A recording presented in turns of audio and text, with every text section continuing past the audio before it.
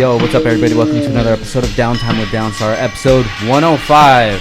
And today is a special episode. We're actually on a remote location at Meguiar's, and we're sitting with RJ DeVera. RJ, what's up, man? Hey, how's it going, man? Honored to be great. Here. So, dude, the honor's mine, bro. Thank you so much for doing this. I really appreciate it. No worries. Thanks for driving all the way down. I know it's a far drive. Yeah, no, definitely, man.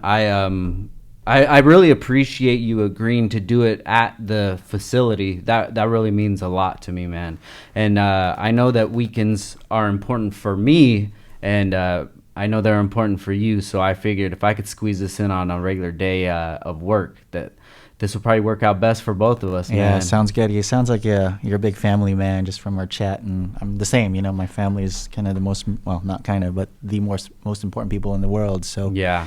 When you spend time with them, when you have to make those decisions, it makes it tough, right? So yeah, no, definitely, man. And I feel that the weakest time for everybody to hustle. Yes. You know, my wife, she's at work right now doing her thing. The guys are at the shop doing their thing. So I got to make things happen. And when it comes for the weekend, that's time for the family. Yeah. So we have a lot of listeners that are fairly new to the community. Okay. So I know a lot of older guys are going to listen to this and say, why is that the question that you went with off bat? But I think it's going to put a name to the face a lot easier. So what a lot of people may know you for, and I'm sure you get this a lot, is from Fast and Furious. Yes. Yeah, my 2 seconds of fame. I still get residuals, so awesome. I'm not complaining whatsoever. But yeah, I had a character, Danny Yamato. He's in the first race. Ja Rule, Paul Walker, Vin Diesel. There's an Asian kid that crashes on Gran Turismo before the race, which is, I get a lot of questions about that too. It's comic relief. I wasn't even there when they did the crash sequence. Yeah. But that was my character. I stood around a lot. I had like 3 lines. I did have a character name, so hence why I still get residuals. I was actually in the movie because I was a consultant on the film. One of 2. So Craig Lieberman's was the other person that was a consultant. And what we really did was help choose the cars for the characters, try to get some of the parts for the cars to modify them. Craig's actually written a whole book. So he actually worked on Fast and Furious 1 and 2. I don't know if he ended up working on 3. I only worked on 1. Got you. So it was a great experience for me, in both a positive and negative way. Positive, I couldn't believe that they're going to make a movie about Japanese import cars. I kind of laughed when I heard about it, and I was like, is this going straight to DVD? And they're like, no, we're serious. Yeah. And we're like, oh, really? No way. And then the second part is, we made the first movie. We had a not the biggest budget in the world. No one really gave 2 cents about it. There was a couple of the homies that really wanted to help out. And then the movie became huge, and then everyone cared what happened in the movie. And there were so many things wrong with the movie, and being a consultant on it, they would ask you things like, is this possible? And you're like, would you guys ever race 4 wide? I'm like, not really. Well, is it possible? Like, Ontario's big enough. It's possible. So things like that, and even a lot of the terminology, one of the things Craig and I did was we created this sheet of like just terms, and they started to put things together, and things like the Motec exhaust system, which the funny part about that is there was a comma in the word and Paul just forgot to say Motec and exhaust system, and it became Motec exhaust system. Oh, wow. And then everyone like had a ruckus like, oh my God, there's such a thing doesn't exist. I'm like, we know that, Yeah. And it was odd for me because I have to remind people like, hey, it's a movie. It's not a documentary for goodness sakes. And, for me, it was both, again, a blessing and a curse. It really kicked off my career as a consultant within this space for about 10 years until I joined Meguiar's. And before then, I was just an editor for Super Street, and I did a lot of automotive events, car show judging, things of that nature. So, yeah, I like to call that my 5 seconds of fame. And then I was on an MTV show called Trick It Out. Yes. 2 seasons of that. And I'd say that's my 15 seconds of fame. So, most people that, if they weren't car guys or car fanatics or enthusiasts back in the 90s and knew me from Super Street, more than likely they knew me from the Fast and Furious or had heard about me from that or the MTV show Trick It Out, which I hosted and judged back, I think that was 2004 and 2006. So that's my primetime time, I'd like to say. And it was fun, I still kind of do a few TV things here and there. I'm a judge on Battle of the Builders. I've done that for about 4 years, which is on Velocity, which is now Motor Trend.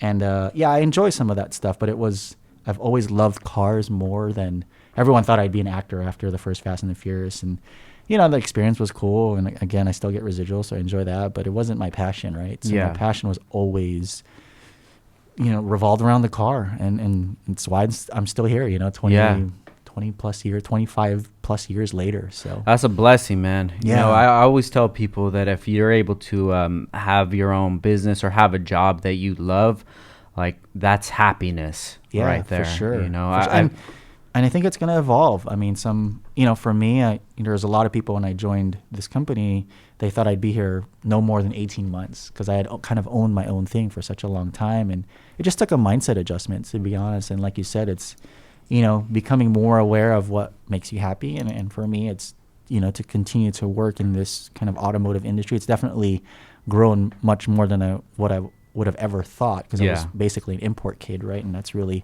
all I did for the first 12 years or even 15 years of my career, really was really focus on that genre. And then, you know, as I got older, you know, you kind of start to look around like, oh, what about European cars? What about exotic cars? What about American muscle cars? And, you know, working at Meguiar's and been very blessed to kind of really attend more events and meet even more people that are just in automotive. And that to me is really cool. It's just like you've got this underlying bond with other people, and just through a passion for cars in general, right? Doesn't really matter the car, and everyone's got a different story to bring, but you feel connected to them in some weird shape or form.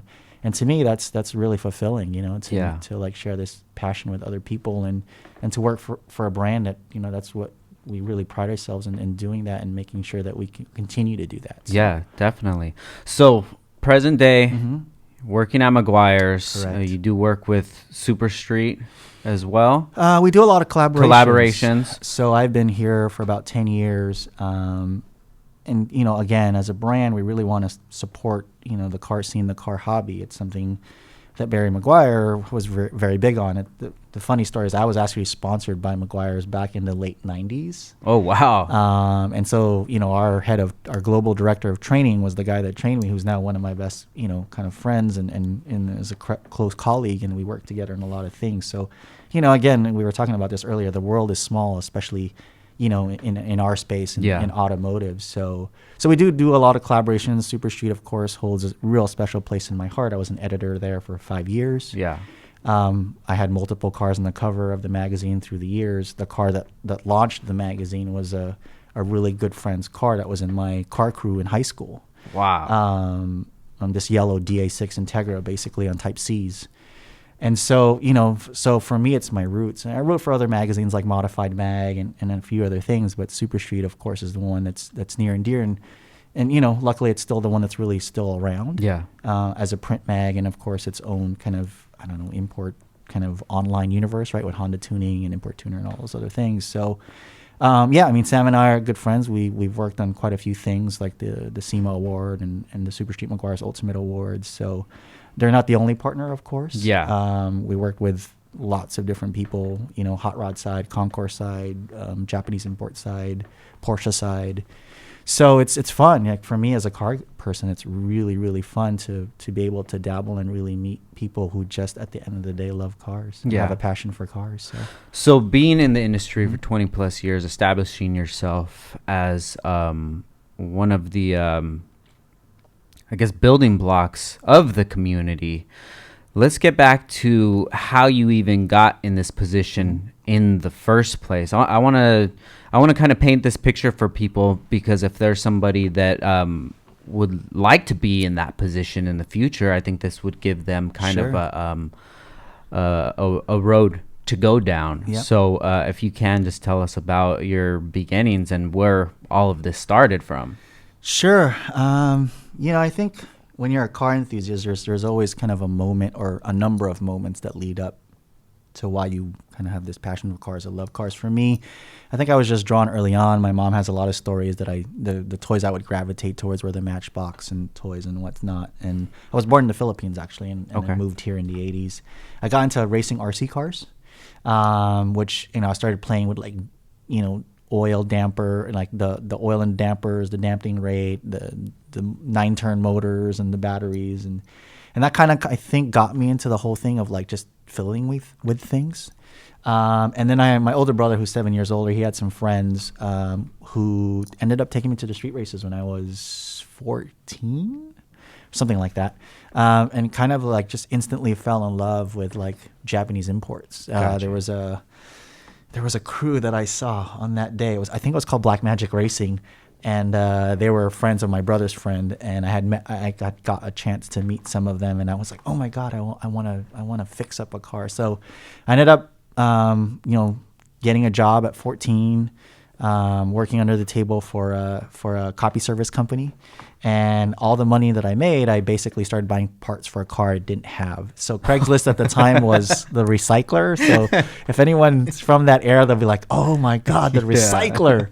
So I would look in the recycler every week, and I would buy and trade, and so I thought I was going to get an EF Civic was my goal when I turned 16. I was saving up for, and I wanted a teal one.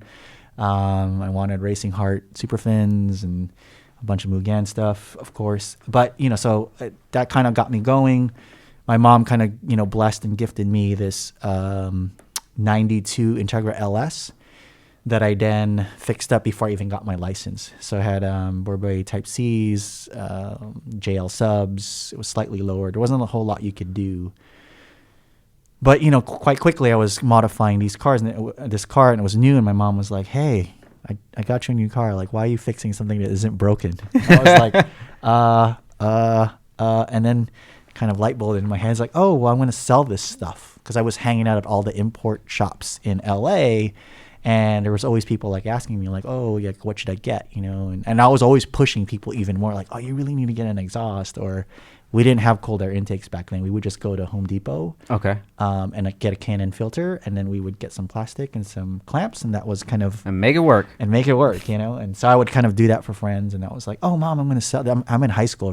This is like I'm 17 and I'm in high school. Let's paint the picture. So you were 14 when you got introduced into the automotive community, extracurricular part of it. Yes. What area is this in Southern California, and what year is it? Sure. So this... Oh, man. When was this? This is probably like 1990, I'd like to say, right? Because my first car is in 92. So, yeah, this is 90 is right around that range. Okay. Street races at the time were in Gardena. Got you. And Selmar. Okay. Were the two places. Selmar was under the bridge. I can't remember where the Gardena was. I think it was in some warehousing district. So that was kind of that era. So you got introduced within 14, 17. You had already worked collecting parts and making parts to sell. Where were you getting your information for these parts? So yeah, this is high school. There were really not a lot of magazines out yet. So I was one of the kids that was going to a Japanese markets and buying option magazines. Gotcha. And I actually took Japanese in high school and college to try to decipher what I was reading. I learned the symbols for Integra, and I started to learn chassis codes like EG, DA, DC, all that stuff, EF. And so, this exhaust company makes an exhaust because it says it says the thing. So I kind of got a lot of information through that, and then just hanging out at the different car shops in LA. So whether it was Han Motoring or CarMate or JG Engine Dynamics where Steph worked, or Dynamic Autosports down here in Irvine, I would just hang out at these places, and you kind of just learned. And you would break stuff. I was a guy that I ended up with my DA6, my GSR about a year and a half after that LS. So at this point, I'm just I'm at the end of my high school term. I'm selling parts out of my mom's house, and instead of going turbo because it was so difficult to do at that time, I ended up going nitrous. So I ended up hanging out mostly with a lot of the guys here at Dynamic Autosports who were one of the first groups that really started to pioneer like direct port nitrous injection. I started with single fogger, blew something up, rebuilt the motor. Yeah. I think Steph actually rebuilt it while he was at JG. Because I'd built the motor, I went to 4-fogger, blew it up again. And so you just kind of lived and learned, and you kind of learned from the people that were in the garage tinkering. The guy at Dynamic was a guy named Waylon Jung. There was Steph. There was Junior, who was forget where Junior was working, but he was somewhere else. There was Tony Fuchs at his dad's shop, Underground Ford, who was doing stuff. So you just kind of met these guys, and they were really the pioneers. They were like breaking stuff every week. Yeah. Right. And then going to battle and kind of duking it out for like to be the fastest Honda, to be the fastest front wheel drive. So that was fun. That was fun to watch and kind of talk to all those people. I also met a guy named Dan Paramore who had kind of he did head porting and built race engines. So I learned some stuff from him. And so kind of that's where I kind of got started, At this point, was everybody, all the shops that you went to, these names that you're mentioning, Steph Papadakis, Tony Fuchs, were they pretty accepting of a young kid just coming in and not knowing much but wanting to learn? Yeah, absolutely. I mean, a lot of these guys are pretty much my age, so they were working for someone, but they had Hondas as well, right? So Tony, I'm pretty sure it was his dad's shop. With Steph, I think he was at JG pretty much working for Javier for JG. And so they were like the homies, Yeah. and they were kind of pioneering stuff, and they'd kind of apply what they learned on your cars as long as you were open to it, And everyone kind of learned from each other. Definitely, they were pushing the boundaries more along with a few other people. But yeah, they had no qualms at like, what do you want to do? Oh yeah, we can try that. Or I tried that and it broke, right? Like, you can't do that. You're gonna have to do pistons and rods. Like, we're gonna try, but you're gonna blow it up. It's like, no, let's try anyway. Boom! Oh, like, all right, I told you, we blew it up. So yeah, I think that was the magical part of those days, as everyone was learning at the same time. You ended up spending more than you wanted to because you would try a new cam and it would not work, and so you'd be like, oh, dude, I gotta, you'd go back to Iski and be like, and every shop would try a different profile cam and kind of work with this, these were before like cam sprockets or cam sprockets, right? Mm-hmm. So you were kind of playing around as much as you could with the timing, just to make it work, So yeah, I mean, you just kind of learned and you moved along and you just broke a lot of stuff. Yeah. So when did you realize that this was turning into something more than just a hobby? Pretty early on, selling stuff out of my mom's house, I made enough money to really, modify my car and really not work. That was my job. And, I have a pretty interesting kind of thing. As I got into college, I became a partner in this shop that ported Honda heads for race cars, mostly Honda engines, and built the motors. And then I was the guy selling the hard parts, mm-hmm. So the valve springs, the pistons, the rods for the shop. And then I almost failed out of engineering school.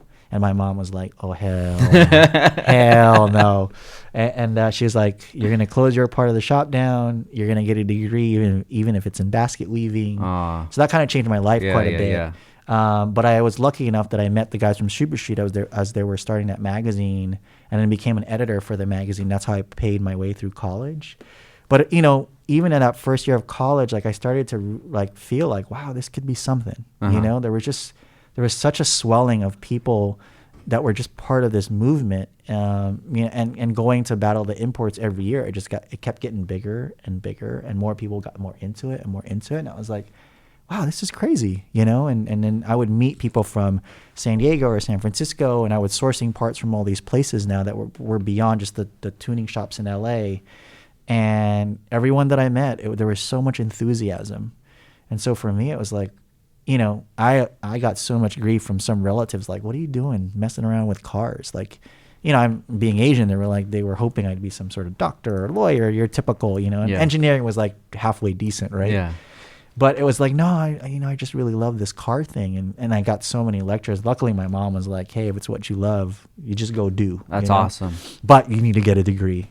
So, early on in college, I kind of knew. I was blessed to go to Tokyo Auto Salon my first year of college, fresh out of high school. And going there, I was like, man, it was a real industry. It was an industry, right? The show was already fairly sizable. And I also went to SEMA for the first time that year, and there was very little import stuff. This is back in like 97, right? But going to Japan was really eye-opening because I ended up befriending some Japanese guys who knew a few friends in Japan. So, like, I met the guys at Night Sports who were doing like RX-7, FCFD stuff, and I kind of, not that year, but a few years later, I met the guy that owned Veilside, and then who introduced me to Tarzan Yamada or the Drift King or the guys from Top Fuel.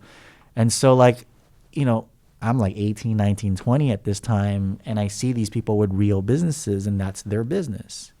And so for me, I kind of already knew at that time, like, yeah, this is definitely, I could, you know, make a living. And being an editor, I was already making a living. That's how I was paying my way through college. Because my mom was like, oh, you think you're cool? You're also going to pay for college. Yeah. And I was like, dang it. Dang it. But, you know, I think it's the best thing she had ever done for me, because I really realized what it meant to make money and what it meant to spend money on things, you know, because I had to manage my own budget, right? I wanted to fix up my car, yet I had to pay for school. Luckily, I lived at home, so I didn't have that burden. But, you know, it taught me a lot of things about money management and prioritizing and whatnot. So yeah, I had a really good life, you know. Being a magazine editor, I started to travel all over the U.S. This was at a time when magazine editors were starting to meet each other. There was no internet yet, right? Mm-hmm. So this is like AOL. Maybe the internet was AOL in 95, 96, 97. So there wasn't like this crazy thing like where you could look up photos and stuff online. You could, but it would take like 5 minutes to download. Yeah. So I started to meet other editors, like guys from Europe, you know, that were doing Max Power and us doing Super Street, and then Import Tuner came out. So I was starting to travel all around the U.S. and around the world and go to different car events and really connect people and share their story, you know, as a photographer and as a writer, and be at the same time be such a big part and proponent to customizing cars and either, you know, doing Battle of the Imports or the Naira series or any of those import drag racing series. And at the same time, all the car show stuff, Import Show Off, Hot Import Nights, Import Revolution, whatever import show there was that came through that time. So, I mean, that was, you know, a good 10, 15 years of my life. Dude, that's awesome, man. All the stuff that you're saying is just like, it's just history. Mm-hmm. This seems like the culture just burst here in SoCal. But for sure, yeah. But people in SoCal were reading the magazines from Japan. Mm-hmm. So your first time going to Tokyo Auto Salon, first of all, making that decision still in your teens to go out there, that's a crazy decision to make in its own. Yeah, I was so enamored with Japanese culture, Japanese tuning, even in high school, right? So when I was buying parts for a car I didn't have, I was already starting to look at option mags, and because I knew I wanted a Honda, and there was nothing in the U.S. that you could find outside of being at one of the tuner shops and then looking at the Japanese catalogs. All you had was that. So I kind of really fell in love with Japanese culture pretty early on, like 14, 15. And I had a deal with my mom that if I graduated with a certain GPA and a certain award in high school, that what I wanted as kind of like the prize was a ticket to Japan, because I really wanted to go to Tokyo Auto Salon, because I would keep seeing it in the Option and the Option 2 magazines. Got you. And Super Street, funny side story is it launched October 96 or November 96, one of those months.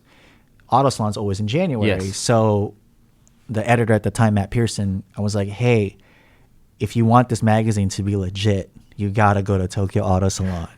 And he's like, RJ, I don't have the budget for that, you know? I'm like, well, I'm going. He's like, you're going, right? And I'm like, yeah, I'm going. Like, you should just come with me. And he's like, I can't, but I'll give you film. Would you shoot it for me? And I was still an engineering student. Wait, right? What's film? Yeah, exactly, right? What is that? Wow. What is that? So, you know, being a college kid, he's like, you know, I'll pay for your film and developing. And if it's good, we'll use it as a feature. And I kind of laughed, and I was like, I'm an engineering student. He's like, if it sucks, we won't use it. At least you won't pay for film. I'm like, and printing. I'm like, hey, that's a good bargain, you know? Yeah. So I did. So this is 97. I come back. He's like, hey, the photos are decent enough. Can you know, it's going to be a 4-page article. Can you write the story? And I'm like, man, I'm an engineering student. He's like, RJ, that's what we have copy editors for. Like, we'll fix it. Yeah. So it was like 500 or 700 words. I had never like sweated something so much. And like for 2 weeks, I kept like rereading it and rewriting it. And it launched, and it got a good response, you know, and And he was like, hey, and this is how I actually became an editor for Super Street, was through that moment. Wow. Because people were like, hey, we'd love to see more stuff from Japan. And because, in those photos, I had photos of like Ari Amamiya RX-7s and, Veilside Supra and Top Fuel CRX and, HKS ball bearing turbo. And people were just like, their minds were kind of blown looking at it in a U.S. magazine, because if you didn't have Option, you didn't know what any of that stuff was. Yeah. So for me, it was pretty normal. Like, I see this stuff in Option all the time. I every booth I went to, I was like, I know, and I go look at, because I had already kind of read about what new items some company was going to launch, or some product that their company was going to launch, whether it was Fujitsu or HKS or Apex or Greddy, or even a smaller niche brand like Japan brand. So I kind of became that editor's person on the street. Even we bring Steph up a lot, but what's Battle of the Imports? And I'm like, oh, you've got to go. Like, it's this drag racing thing, and there's this guy, Frank Choi, who started it, who has this RX-7, and there's these Honda guys duking it out, and this guy named Junior and Steph and Archie and Tony, and he's like, who are all these people? And I'm like, don't worry, like, I'll introduce you, And it's like, because he was focusing on like a lot more show car stuff, which a lot of us did, but I think at the end of the day, even us we call ourselves show car kids, we all aspired to be like real race car drivers, right? Yeah. And guys like Steph and Archie and Miles, they were the ones that were going out there and doing it from a drag racing perspective.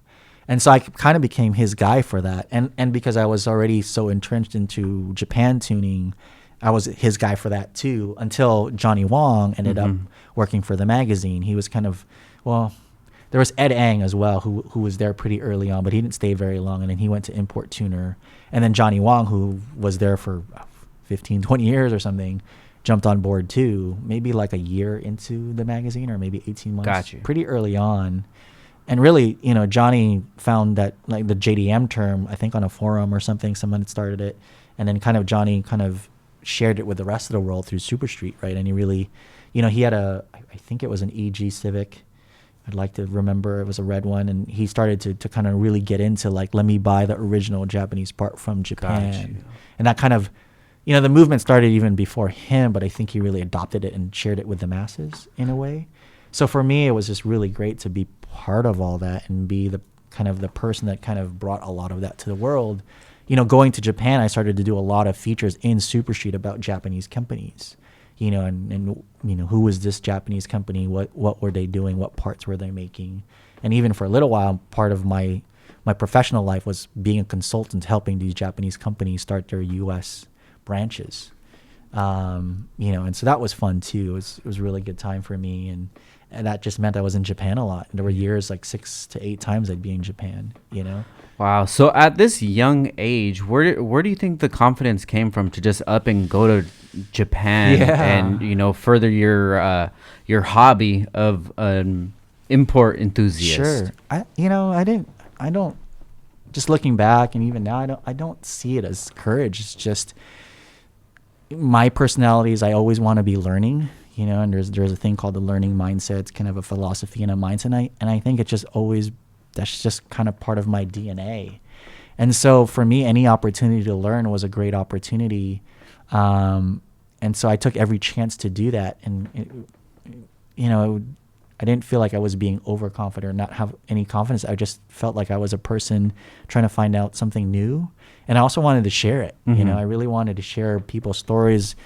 There was kind of some early instances within Super Street that allowed me to feel that like made me more hungry to do that. Going to Auto Salon and really sharing, that show with really the U.S. in a way, like being one of the first. I wasn't the only one, but there was other people. But being one of the first to and get a response and a letter written back, like that article was, dope. Wow, like, no way. And so it kind of like much like you're doing now, there's this joy you find in helping share people's stories, right? Yeah. And maybe even helping them be a little bit more successful than they were. So I really found that was a thing that really was fun for me. Now I would call it fulfilling. At that time, I didn't even realize that. And so, it wasn't really about courage. It was just about doing something cool and fun. So, over the years, I started to realize I'm kind of that type of person that, no holds barred, man. If there's something I really want to do or find out, I'm gonna put my mind to it and try to do it. I'm not always gonna succeed. Yeah. There's been a lot of things I failed at. Trying to be a race car driver is one of them. I built two tube chassis front wheel drive cars that never got finished. Oh, wow. Side story on that, I'm sure. But there's those are learning experiences, right? Yeah. So, but Japan was awesome, and that period of my life, going through college, being an editor, traveling the country, fixing up my car, going to car shows, shooting cars, shooting events, just all of it was kind of a big part of what made me who I am today, because I really got to network and meet people within this world who even today are like doing a lot of big things, right? So because you come from the same class, right? So what's a good analogy? So if you look at the NBA, you look at LeBron's class, right? There's Melo, there's LeBron, there's Wade, all Chris Bosh. I think they're all part of that class. So I kind of feel like this early 90s, there was this class of people really driving, Japanese import kind of culture. And there's so many of us that are still kind of around more behind the scenes now. Yeah. But it's looking back, it was such a great time to be part of that class, right? And to be so involved with all these people that were making moves to make that world bigger. Yeah. And that's one of my reasonings for doing these podcasts, besides just enjoying long form conversation with people, is to kind of paint that picture of the people that were around before I was, before anybody else was, and to see the foundation of the community. So if you can just kind of throw out some names of people that helped start it and may still be involved in it today. Well, I mean, if you look at, the beginnings of Japanese car culture in the U.S., you'd have to look at the events as kind of one of the main proponents that really pushed that. So if you look at drag racing, really Frank Choi kicked it off with Battle of the Imports. There were a few other drag racing series that came, like Naira. Can't remember the name of that guy. I don't think he's around anymore. But he sold it to Peterson, right? And so then Craig Lieberman was kind of the head of Naira for a while. But import car shows, I mean, that's a big one. I mean, they're still around today. There's different people doing it now. But the OGs were, the very first one was Ken Miyoshi, Import Show Off, Pomona, March 95. Quickly followed up by this guy named Todd Konecko, who actually had some pretty dope cars and was involved in the industry, still works today. I believe he works for Mazda. He had a show called the Performance Motorsports Expo. And that was late 95. And so those were the two first big shows. I don't know if Ken's still around. I mean, I knew he was doing some stuff with Dai Yoshihara, and he was still doing the import show at Nisei. Yes. And I believe it's back on again, so I think he's still doing it really? Again. Yeah. And I think he's still the organizer. So, and then Hot Import Nights was the one that took it more national, right? So a lot of guys involved with Hot Import Nights, Richard Goodwin, Mike Munar, Todd Wallen, all those cats that, and some of the kids that are doing shows right now come from the Hot Import Nights days, right? So Ryan Sage and Jim Lau from Formula D shared an office with the HIN guys early on before Formula D was Formula D. The guys that are doing the tuner show, like Ray and Nate, were kind of part of the HIN crew back in the day as well. I don't know about the WEC guys. I think they're their own kind of group of people. Import Revolution or Import, what's the one from Philly? I can't remember the name of the one. Tuner Evolution? Tuner Evolution. Yeah, I don't know if he was an HIN guy in the beginning or kind of helped somehow. Jay, yeah. So I don't know his complete story, but I'm assuming he came from somewhere else. We're going to get it one of these days. Shout out to Jay. Shout out to Jay. Shout out to Jay. Sorry, Tuner Evolution. I know it's a big show. So those were the main ones for me, of course. And then there's the guys that were pioneering car builds, right? Whether it was a show car or a race car. So on the race car side, definitely Sean Carlson, who was a really, big fabricator at the time and who worked with Steph and a couple other guys, Jason Whitfield and whatnot, the Bergenholtz brothers. I don't know if that name has come up. Oh, yeah. Shout out to Ron. Yeah, Ron and Ed. I mean, those guys, really pushed both, Ed on the racing side and then Ron on the show side, like, to the next level. From a Honda perspective, there were other car show guys who were basically unbeatable at the time. Non Fujita was a guy who really did more RX-7 and 240 stuff. He was gone for. He had a shop called Innovative that did a lot of Tomei stuff, OS Gaikin stuff. But he's back, I heard, and he's doing a lot of Skyline stuff. And he has a shop here in Irvine. I've heard his English has gotten a lot better because at the time I met him, he didn't speak any English. So I think he was a big car show guy, along with Bergenholtz. I was definitely up there with them, Yeah.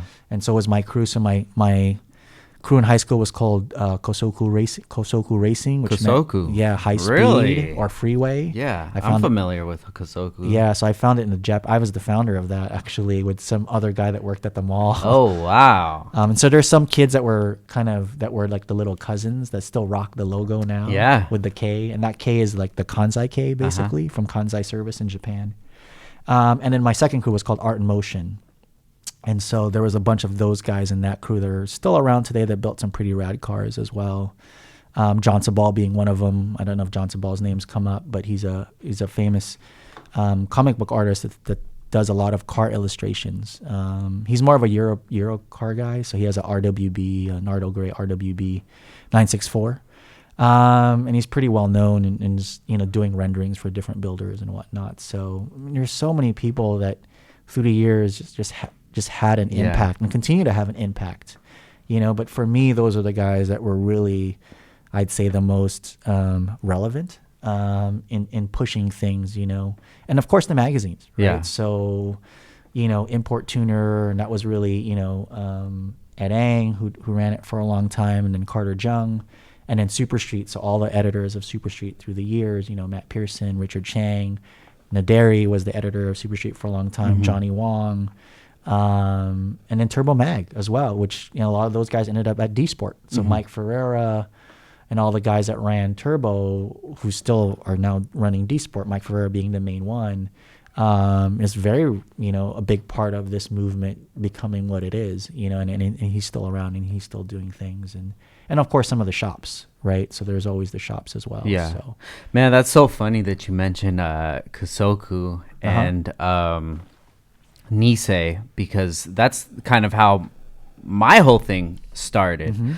I got my car in 2009, and I started realizing that I liked Hondas in 2007 because before that I was just in a muscle car, so I hated anything that was an import. You went reverse. Yeah. Most of the import guys might go muscle, they might, but I still have the Chevelle to this day. But I mean, that was just my immature mentality back then. I don't want a Honda, right. So backwards race car, right? Yeah, exactly. So when I got my right-hand drive Civic, I built it, and then my first show ever was Nisei, 2009. Wow. And one guy that took me was Guillermo from GPR Auto. Okay. And Guillermo's the one that introduced me to Kosoku. Okay. And he introduced me to Parnell? EJ and Parnell, and those guys. And that kind of introduced me into the community in the Valley. Yeah. So all the Valley guys. Right. So if you're talking 2009 in San Fernando Valley, that's kind of, from my eyes, that's the heart of like the show car scene at that time, where everything's transitioning into shaved and tugged, and then the phase 2 guys are doing the stance, so kind of the early scene of that, right? But I never even knew really the history. of it, Parnell was the cousin of this guy named Nate, and Parnell was the coolest kid, man. He must have been 12 or 13. We'd kind of roughhouse him, He'd wash everyone's cars from the crew. He was great, man. And I know he has a pretty sick DA now. Oh yeah, it's timeless, man. So yeah, it's so cool to have seen him, to grow up. I mean, Alvin's another one who was kind of part of that era. I think his name was Sonic, but he had a Del Sol that was like Smurf blue, and now I think he has an Audi wagon or something like that. But, Got you. But yeah, that's the history. So I'm the guy that started that crew. Dude, that's awesome, man. Yeah. It's crazy how everything just intertwines. Small world, man. And that crew got really big. We had Southern California, Northern California. It got to like 100 deep, like wow, massive. And then I turned it into a brand at the end, you know, and it just got too big too. And that's why I was like, I didn't have the second crew until much later in the late 90s, early 2000s, because that was, you know, we were young and it just kind of grew out of control in a way, you know. But it was still fun. I mean, we had a great time. We had a lot of sleepless nights, you know, just getting ready for different shows or drag racing events. My mom ended up, you know, turbocharging her van and racing with us. Yeah. I don't know if you've heard this story. I haven't. I that was on my list, man. Yeah. What was it? Mama DeVera? Was that her plate was TRBOMOM, Turbo Mom. Okay, let's get into that. And so everyone knew her as Turbo Mom. So my mom started, you know, kind of, she's kind of just a great, you know, your typical Asian mother that loves everyone. And so in high school, I would do my Kosoku meetings at my condo that my mom still lives in now. And we would gather like 25, 30 people. And we'd have a meeting, and I was part of the student council, so I ran it kind of in that same way. And then we would go to the car show, and so you would always need to set your car up, and then you'd need a car to get to the hotel. Mm-hmm. So my mom bought an Odyssey. She ended up being kind of the person that took the kids back and forth from Pomona to the hotel or Del Mar Fairgrounds to the hotel. And then one year we're like, us kids were like, hey, let's throw some wheels on mom's car. So we did. So we threw like inky RPO1s on it. We put these yellow seatbelt pads from Pink. And then, you know, she would go to battle with us as well, battle the imports. And my brother got into it. He had a SW20 95 MR2. And then my mom woke me up one day and was like, son, what do you think if I turbocharge my car and go racing with you? And I was like, what are you talking about? It's like, you know, whatever, 7:30 in the morning. She's like, no, I really want to, you know, I watch you guys and, you know, I want to go racing. And I'm like, we'll talk about this when I get up. And and I did. And I was like, are you serious? And she's like, yeah. So we put this small, like, you know, T28 turbo on it, you know, got a torque converter done. And she was a really consistent bracket racer. So we painted the van yellow too, because she had turned 50. And so it was kind of like golden, you know, kind of anniversary. So we painted the wheels black with a yellow lip. And she ended up being super consistent in like bracket 4 or whatever it was. Because I taught her how to power brake and build boost and then let the brake off at the second yellow. And she would hit like 16-1, 16-2, 16-1, 16-2, 16-1, 16-2. Oh, wow. And she was so consistent. And it was funny because I had friends who would come up to me and be like, yo, like, I'm so wrecked right now. I'm like, what are you talking about? Like, I raced your mom and she won. And then she wanted to give me a hug after. And I had to hug her, like, bro. And it was mostly guys with like Eclipse GSTs with a manual that their dial-in there just wasn't as consistent, you know? And so it was hilarious. And so my mom became very well known in the industry. Everyone called her Turbo Mom. She was everybody's mom. Aww. Even like the Bergenholtzes, the Wicked guys, the Cyber Racing guy, like you name it, you know? And she even had an article in the LA Times. It was called A Turbocharged Obsession. Wow. And another really good friend of mine at the time had an Asian American magazine called Yoke Magazine, and he had these shirts that said "Got Rice." Yeah. It was after like the whole Got Milk thing, and my mom had it on her van. It said "Got Rice," and she would. That was the LA Times article had a picture of her at Battle of the Imports with this "Got Rice" sticker on. So this is like 4'10" Asian American lady. So it was cool, man. Like my mom, you know, she'll still come to SEMA now and just to say hi to old friends. But she was great. You know, we'd go to every car show, and by the time the show ended, she'd be a friend with every security guard. And we actually ended up getting lots of special privileges because my mom would just become friends with everyone. You know, it was really weird. We'd just leave her to her thing, and like we'd always get like prime placement. We didn't wait in line. Like, man, mom's got some juice. So yeah. Did she bring food? She wasn't the biggest cook, but she took care. I mean, she organized stuff all the time. Because food's the move. If anybody wants to hook up, just bring me some food one day. I got you. Me too, man. I love to eat, bro. I love to eat. So yeah. I mean, good times with that. And so how did this relationship build with you and your mom, getting so close that she's involved in your hobby and business now? Yeah, my mom, God bless her. And, I mean, she was just really involved in my life and my brother's life. If my brother was DJing, she was dropping her off, him off. If we were having a car show and I had a booth, she was coming to help out. And my parents unfortunately got divorced when I was 18. And so, she just, she was already really close to me and my brother. She just decided to become more involved, which was great for us, to have that, to know that definitely. You had that support structure. A lot of people kind of rely on their husband and their wife in this modern day and age because, and even for some of the young kids though, like some of the YouTube kids and whatnot, that you can tell like some of them, if their parents are really supportive, it kind of takes them to a different level. So for me, that was definitely the case. And my mom thoroughly enjoyed like building the relationships with, my friends who became her friends. I mean, she has me and my brothers are real sons, and she has like hundreds of other sons. That's awesome. Both young and old. And she'll, even till this day, she'll call them my mom's kind of very sentimental. So someone will get a phone call every year on their birthday. And then, my mom will text me, hey, did you call, Sabal, John Sabal? Like, oh, it's his birthday today? Like, yeah, I just called him. Like, why didn't you call him yet? And I'm like, I don't keep track of those things, But yeah, it's just who my mom is, and I'm just, it's one of those things. You just, you look upstairs and you thank God that that I myself had a parent like that who really just decided to be involved, and it's for me, it's just a blessing. Now, you've always had this appreciation, or is this something that you appreciated later in life? No, I think I appreciate it more now for sure as I've gotten older, but yeah, I think I definitely relied on it a lot. There was definitely my mom's really pushy, like she'll be like, don't you do that. Yeah. So there was definitely that part of it. You're like, oh no, too involved. And I think when you're young, you don't want your parents as involved, right? Because you're doing some stuff. It's like, you shouldn't be telling your parents, right? That's kind of part of growing up. So, but no, at the end of the day, I think I was always appreciative that she was there, that she was supportive, both, emotionally, kind of financially, like really trying to help me out and get loans and whatnot, as the business grew. Because that was kind of my business for about 10 years, right? So consulting, making parts, doing all these different things. So, again, very blessed. Yeah, shout out to her, man. Yeah, she sounds awesome. Yeah. That's really cool, and that's something that I find that's pretty rare.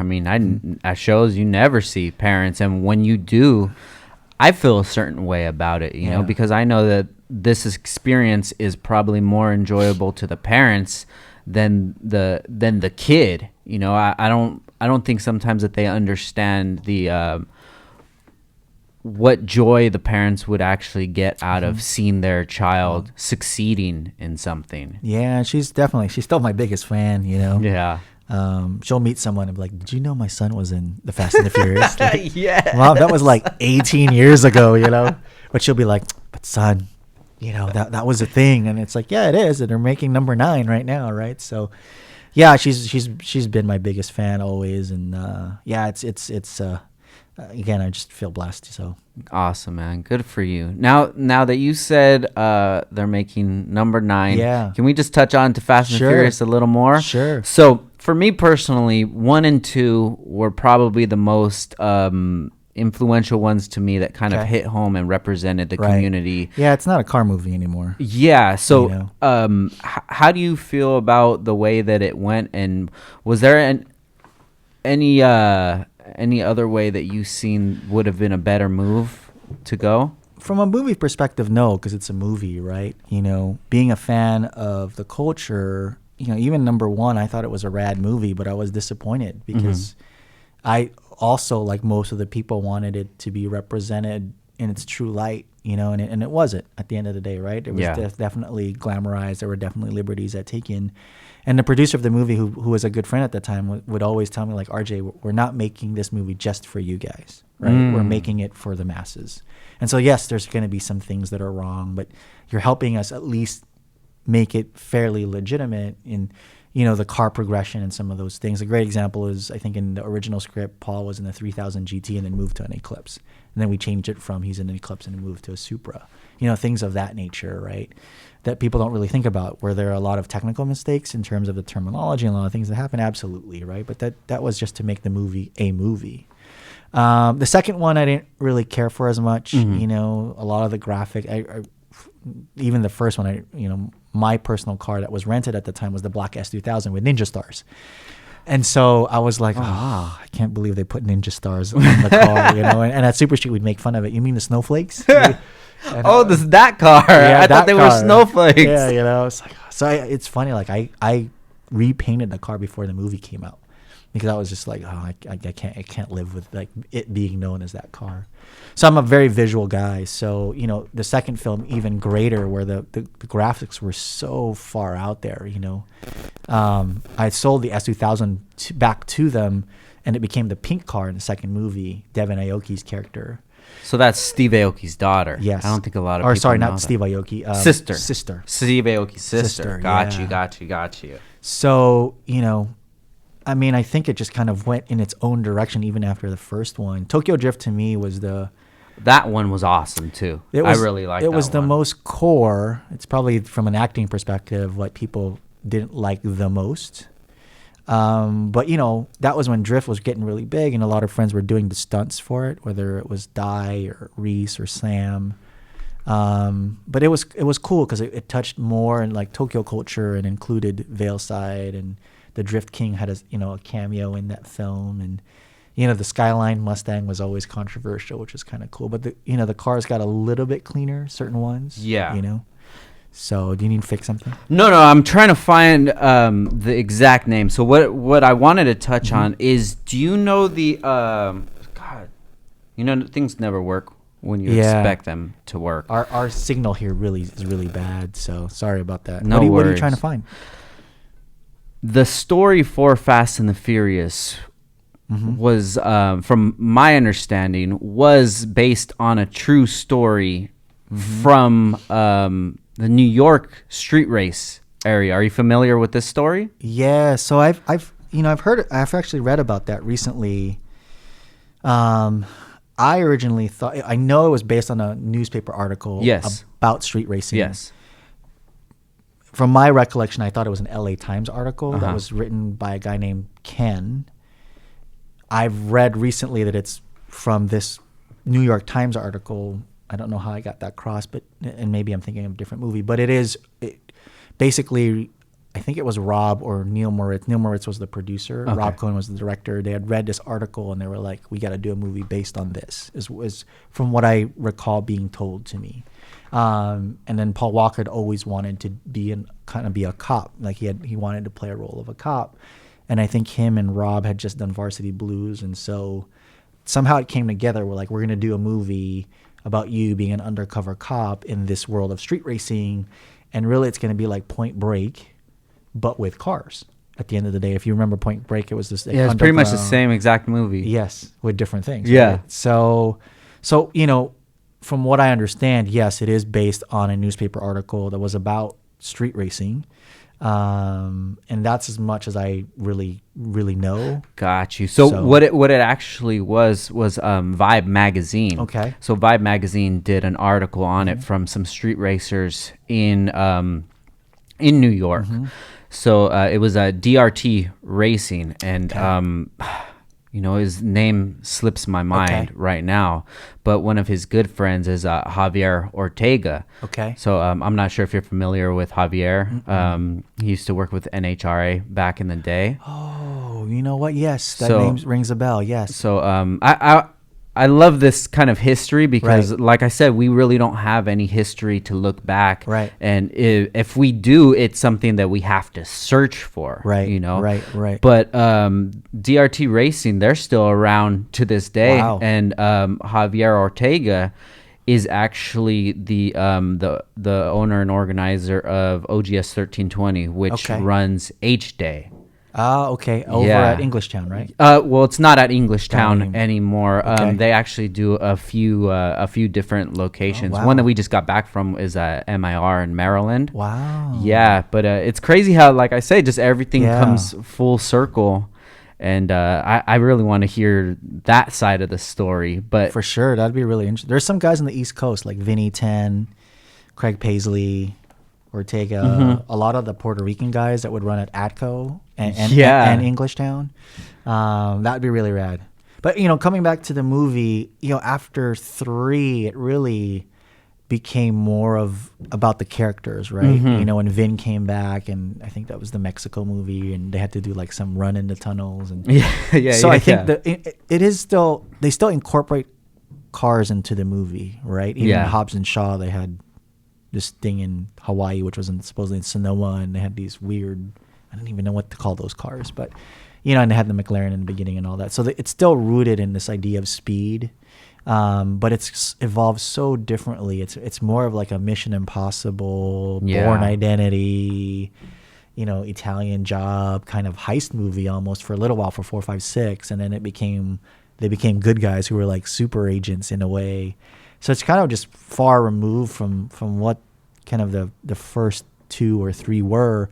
There's always that opening sequence. There's some sort of race, right? Yeah. Even in 7, I think in 8 they even had that where they were racing in Cuba or whatever. Probably racing tanks or something. Yeah. So I think they still try to really keep that essence, but it's not what it was, you know. And I think it had to evolve, right? Yeah. And so it's really about the characters and everyone that's grown up. I mean, you know, you're talking 18 years, right? So you could have been 5 and now you're, you know, 20 something years old, and you grew up with, you know, Vin and Paul and, you know, Luda and, you know, Jordana Brewster and everyone that was in that movie, right? That's like, man, that's a long time. So it's almost like a crazy sitcom that's been on forever, you know? Yeah.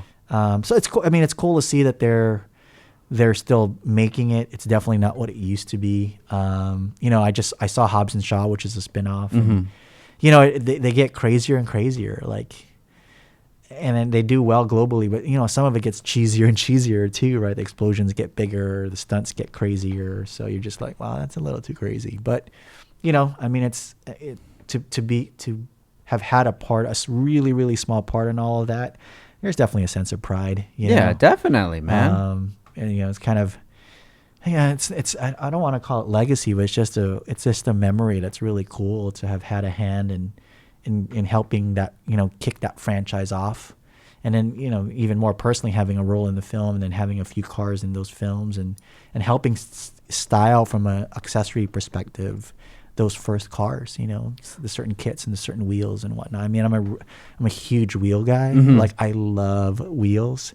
My first Integra, I probably went to like 10 sets of wheels. Yeah. And I even had my own wheel line for about 7 years called Roja Motorsports.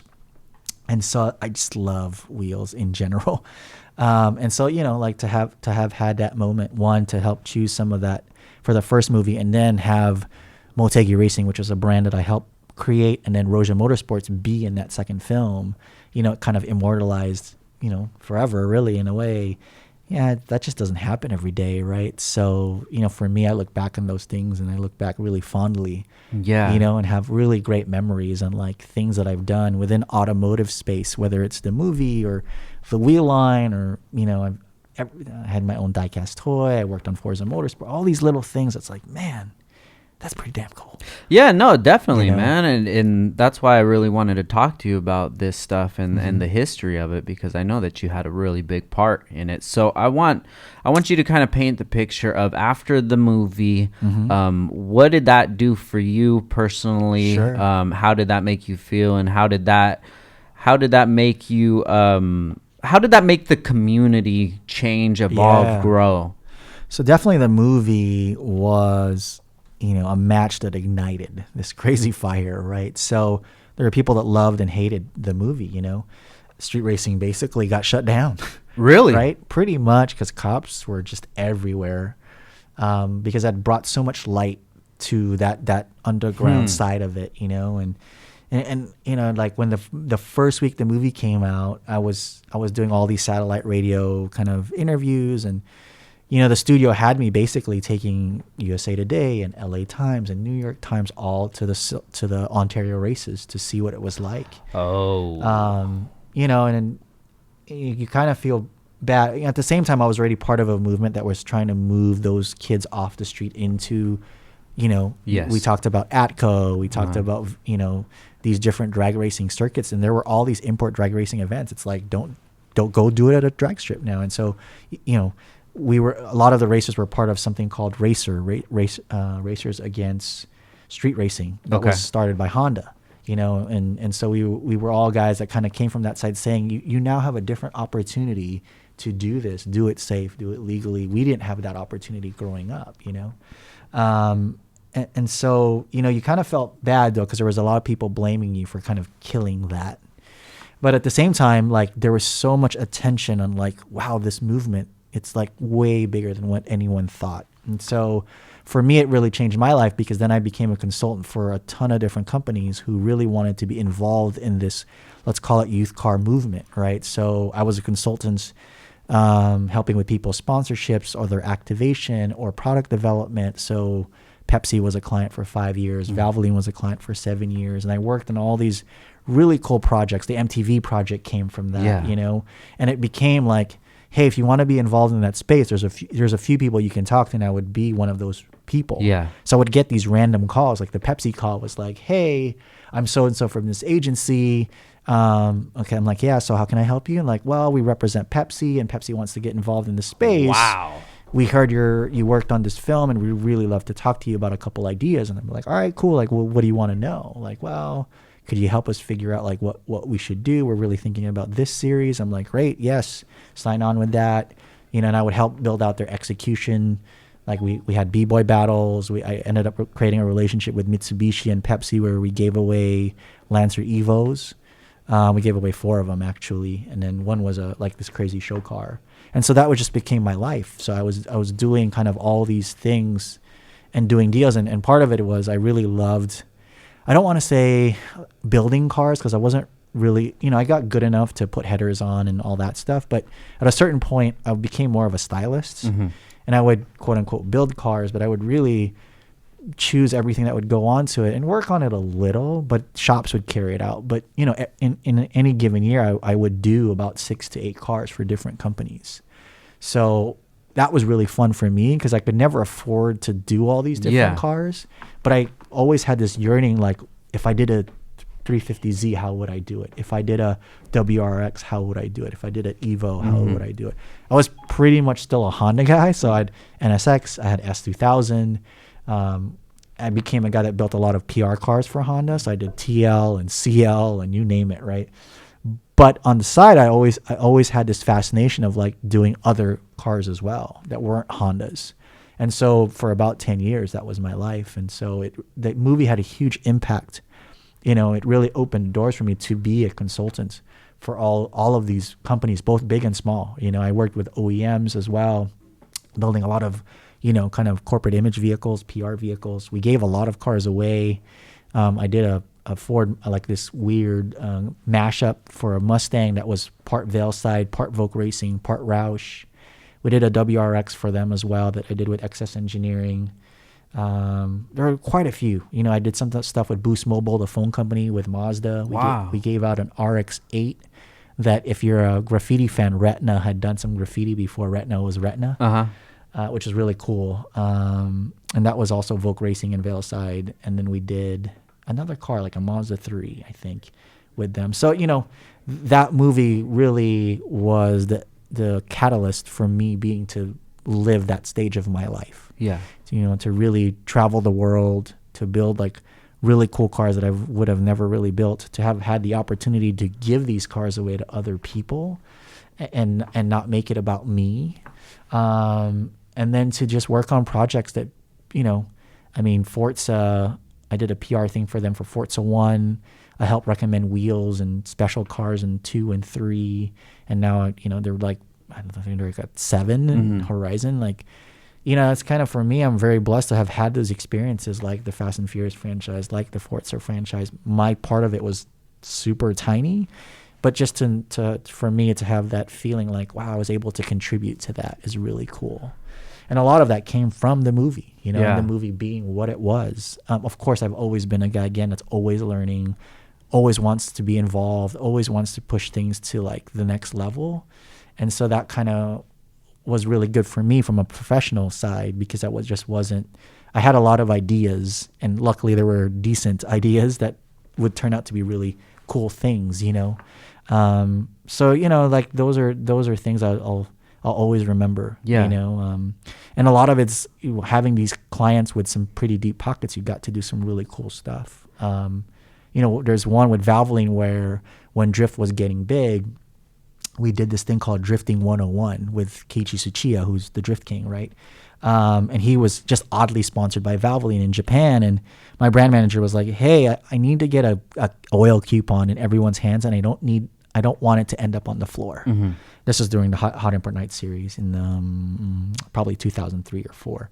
D1 had just come to the US and done like an invitational D1 competition, and drifting was like really taking off. And I was like, hey, do you know that you sponsor this guy in Japan who races in JGTC, but he's the guy known for like, he's the founder of D1, one of the founders, and he's called the Drift King. And he's like, no, I didn't know that. And he's like, and he made this old video back in like the 90s with this Hachiroku, let's make a new version. And so we had Kazama's green K-Office S15 here for a D1 competition. And we ended up hiring Keiichi Tsuchiya and the guys from Hot Version to basically film this new version of Drifting 101, which we made like 200,000 copies and we gave out like through the year. But I was a part of that, and wow. I was the host of that. I helped put the whole deal together with Taro, who was from Best Motoring, and then met Tsuchiya, who I'd kind of met but like became good friends with him for a little while. When I would be in Japan, he'd be like, oh, come hang out, and I'd end up at this wine bar that you needed a key to, and it was all the race car drivers in Japan that drove JGTC. And it's like, oh, that's so-and-so that drives for Toyota, and that's so-and-so that drives for Nissan, and he drove for Honda and the NSX, and I was like mind blown, right? Yeah. And so, again, it goes back to this like, wow, that all came from me kind of, one, being involved in this movie, which came from me really being involved in Japanese car culture, right? So to me, everything's a progression and a step. And it's just how you take this ball that's given to you and how far do you run with it, right? Yeah. So, of course, you've got to get, lucky too. Like there was definitely moments in my life where I got really lucky, and then at the same time I worked really hard, right? So to me, like you kind of have to do both if you want to be, let's call it successful, however which way you define success. And so, man, yeah, some really great memories. How much weight do you put on networking to get you into all of these positions? Oh man, like you have to network. I mean, it is to me, it's a must. Mm-hmm. And maybe, and it's networking for the right reason though. Like I think you need to go out there because, like. One great mind is one thing, but multiple great minds like account for so much more. And there's a saying that says all ships rise in a rising tide, right? Mm-hmm. So I firmly believe in that. And the way you can get that tide to rise is to build your network up. Hopefully you're not networking for the wrong reasons though, where it's just about you and you're trying to take advantage of people, because that's the wrong type of networking. Mm-hmm. And most of the guys that do that, they don't last very long, because in a small industry, everyone starts to figure out like that guy or that girl, they're only in it for themselves. Yeah. And they might have a short run of success, but if you're going to last anywhere for 10 years, 15, 20 years, you're not going to last, right? So, like networking is a great way to, one, be exposed to other ideas, two, to progress yourself, and three, to find other people that you want, to do cool things with, right? Movements don't happen from one person, right? There's definitely people that help push movements or create movements, but for a movement to really go forward, you need a bunch of people to really believe in it, right? So you're always going to have a core group of people, but it takes like the whole community, right, to really push it forward. And to me, like that's the whole point of networking, right? Is to build a community, or even like a circle of friends that you can really, that one will push you hopefully, and that you can push, and then of course that you can experience it with, because if you can't experience it with other people, then why are you doing it? In a way. So I mean, it doesn't have to be always about other people. It also has to be about you. But I think networking, long answer to your question, is super important. No, I'm really big into networking. Yeah. I like to just hear other people's stories, mm-hmm. their ideas, and if there's any way that I can help them get to that goal, it doesn't bother me to do it. Yeah. One problem that I do find with networking is, say, if there is somebody that you want to work with, kind of breaking that wall down, because there is so many people out there trying to network for the wrong reasons. And so what would be sort of a tip or something that you've learned to kind of break down those walls to show somebody that your ideas or intentions are genuine? I think two things. I think one, hopefully you're just genuine. I think transparency and being genuine, you can't fake that. It's really hard. And two, I think people just need a lot more patience too. A lot of people that I mentor or even younger people that I meet, they want it to happen tomorrow. And for sure, like the digital world, the social world has accelerated that even more. But even in the 90s, my friends and I, we had this joke called the be the man syndrome. Like, I want to be the man today without paying your dues, right? And we had another thing called the 95-5. Like 95% of the people don't really want to do what the 5% really do, or willing to do, right? So a lot of it is just patience, right? If you hear so many stories of guys that had to try 10 times, 100 times, 1,000 times. That's really the key is to never kind of give up on the dream. You have to also be realistic and make pivots and adjustments if something's not working out, and sometimes you come back to an idea that didn't work 10 years ago or 5 years ago, but you did something else to build yourself up to get to that or whatnot. So I think, patience is really important. And if you show people that you have patience, I think, those people at some point come around because they're like, this guy's for real. It's just not about today, tomorrow, and what they can get out of it in the short term. Yeah. It's about the long term, especially with people that have been, in some sort of field for such a long time, because those are the guys or girls that are more closely guarded and they want to know that the intentions are real, and so for me, from a networking perspective, it's that. And then it's also, under promise, over deliver. There's so many people coming at people. I could do this. I could do this. Yeah. I always tell people I mentor, let your work speak for itself. Don't worry about telling people like what you did do or, unless you get asked. If you get asked, then you got to sell. Yeah. Sell them because you've got a service to sell. But, for me, the biggest thing is when other people kind of vouch for you. Yeah. For most people that you're trying to network with, if you've heard the name a number of times, you're like, yo, that guy's doing something right. And they're legit, right? We say that all the time. That person's legit, And so if you've been around long enough and you're giving yourself enough time and you focus on the work, your legitimacy and your credibility shines through. So for me, it's having that patience to let that happen. And a lot of people, even in the 90s and 2000s, and even more so today, I find more and more people without that patience. Okay, everybody, we're going to take a quick break for our sponsors, and we'll be back in 1 minute. Yo, what's up, fool? Make sure you check out Downstar for all of your dress-up needs. Get it poppin' over here. We have all the kits for the K-Series, the B-Series, the transmission, the mounts, the engine, the Toro, baby. We have the hardware for the seats, for the stereo. We got it for the speakers. We got it for the lug nuts. We got it for the air valves. We got it for everything, dog. So you make sure you hit us up at downstarinc.com or you call us up, fool. You can even text us, lame, 818-937-3472. Just shoot us a text and tell us what's up, dog. I need some fucking balls in this bitch.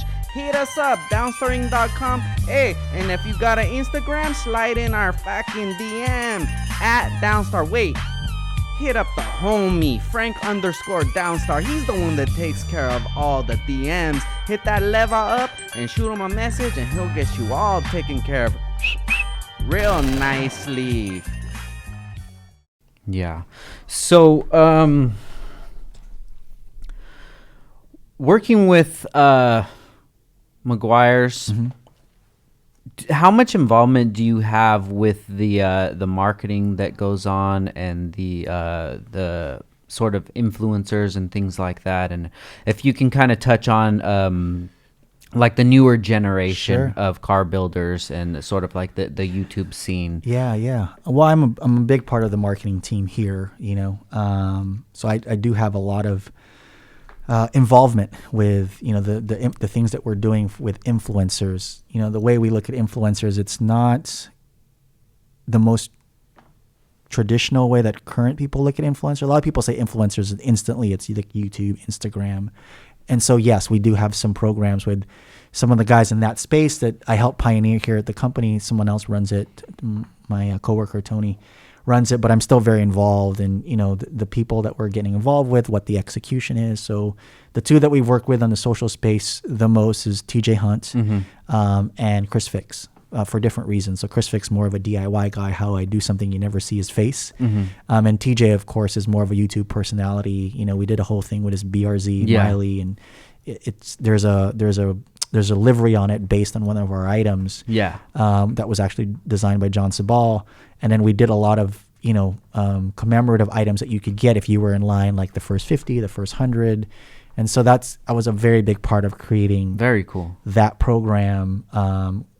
Influencer to us is also people that aren't people. So to me, Super Street's an influencer, right? They have 3 million followers on Instagram. They have 3 million followers on Facebook.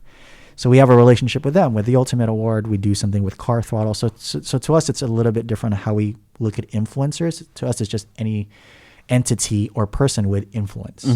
And so it's, so we've actually been doing things with Super Street or Car Throttle for 4 or 5 years. We just evolved kind of this idea of like sponsored content or influencer programs to the social space. So I have a lot to bring to that side because I was kind of one of those before there was YouTube. And so a lot of the things that we've talked to with influencers, some of which have come from my experience being a Pepsi ambassador, being a Valvoline ambassador, being a Boost Mobile ambassador, and what my deals were like. And so it's been really cool to work with these guys to be like, yo, what's your goal? How can we help you? How can we create a collaboration that's authentic and not us just giving you money? Yeah. And so that's kind of all the relationships that we're looking to create, with the current crop that we have now and then even moving forward. So last year, SEMA, we had a really big kind of test initiative where we worked with 5 or 6 different influencers, TJ being one of them at the time. We had Sabal who did some pretty cool like car art. We had Doug from Notable Rides. He did live art in their booth. We had Amelia. I can't remember who else was part of it all. But, we do these tests to kind of learn like who's your audience, how do we get integrated and involved, and how do we just do cool things together, and how do we help you be more successful? At the same token, as a brand, we need to get our exposure in hopefully the right way. Yeah. Because we are in it for the long term. Most of our relationships, if you look at our event marketing side, we've been to every SEMA show since the very first one. We've been the sponsor of Concours d'Elegance for 20 plus years. We've been the sponsor of the Detroit Autorama for 15 plus years. So, for us as a company, one of the things that I love is we look really to build long-term relationships. And so we're really not looking for the most popular guy or girl or entity. It's just, is it the right person? Do they embody the right things? And we work with big and small. So we work with Throttle is a great one. That's kind of new and up and coming. Shout out to Throttle. To Mickey and Evan and everyone there, and Mickey and our old friends, right? He's really? From the Falcon days. So, small story. Mickey's one of the guys that I reached out to for questions to ask you. Oh, really? Yeah. Yeah, he's a cool cat, man. Yeah, Mickey's great. We've had him on the podcast before. He's got a great history too. Definitely. And like you said, you'll find all these people, and it's funny. Everyone would have crossed paths if you've been in this Japanese tuning import scene for 15 years. You cross paths with everyone else. Yeah. At some point, whether through drifting or car shows or drag racing or the magazine or something, you're like, oh, I know that guy. Like Mickey and I went to Japan together. Oh, really? Yeah, we did an Salon together. When was this? Oh, God. This is when him and Courtney actually started basically dating. So from Falcon. From Falcon, yeah. This is probably like 2004 or something around there. 2004 to 6. Got you. I can't remember if Di was already driving for them or not. It's history, man. That's history. There's a lot of history. Yeah. So I mean, I'm pretty well entrenched in the drifting world too, because Dai Yoshihara was what ended up becoming my roommate, but Dai and one of my really good friends, Jerry Sai, who owned I Love Racing, basically owned the Pac Rim Rockstar Drift team for a couple of years, and we bought Taniguchi's S15 for Dai to drive. And so I got really involved in the whole drift space because of that, and became friends with everyone that's in the drift world right now, and met all the Drift Alliance boys really early on, and so it's funny. I have this really weird history where I've kind of dabbled in all sides of whether it's Honda culture or like import drag racing or car shows or drifting, I'm this weird constant that's been through it all, and it's kind of like, that is really crazy, That's awesome, man. And even some of the like the Tokyo Auto Salon stuff and some of the stories that I have going to Auto Salon as a representative of Super Street and helping Signal Auto or B Racing or Top Fuel tell their story, and to have been a part of that. It hasn't been my life for the last 10 years, so I'm a little bit out of the loop. I see Joey and I see Ryan and they're kind of like really like really the new faces that's really sharing everyone's story. Yeah. I still try to get to as many events as I can. I'm just not as entrenched as I used to be. So it's fun. It's fun to kind of see everyone kind of, I really love what Joey's doing and the Chronicles and the book. And, that's really cool. I think it's really needed, and someone to carry that torch on to continue, one, sharing the story and then being involved and pushing it forward, right? Yeah, I was actually speaking to Joey last night. He put a post up about how he would, if people would be interested in going to sort of like an art gallery if he threw that. And I said, dude, you need to do something like that, man.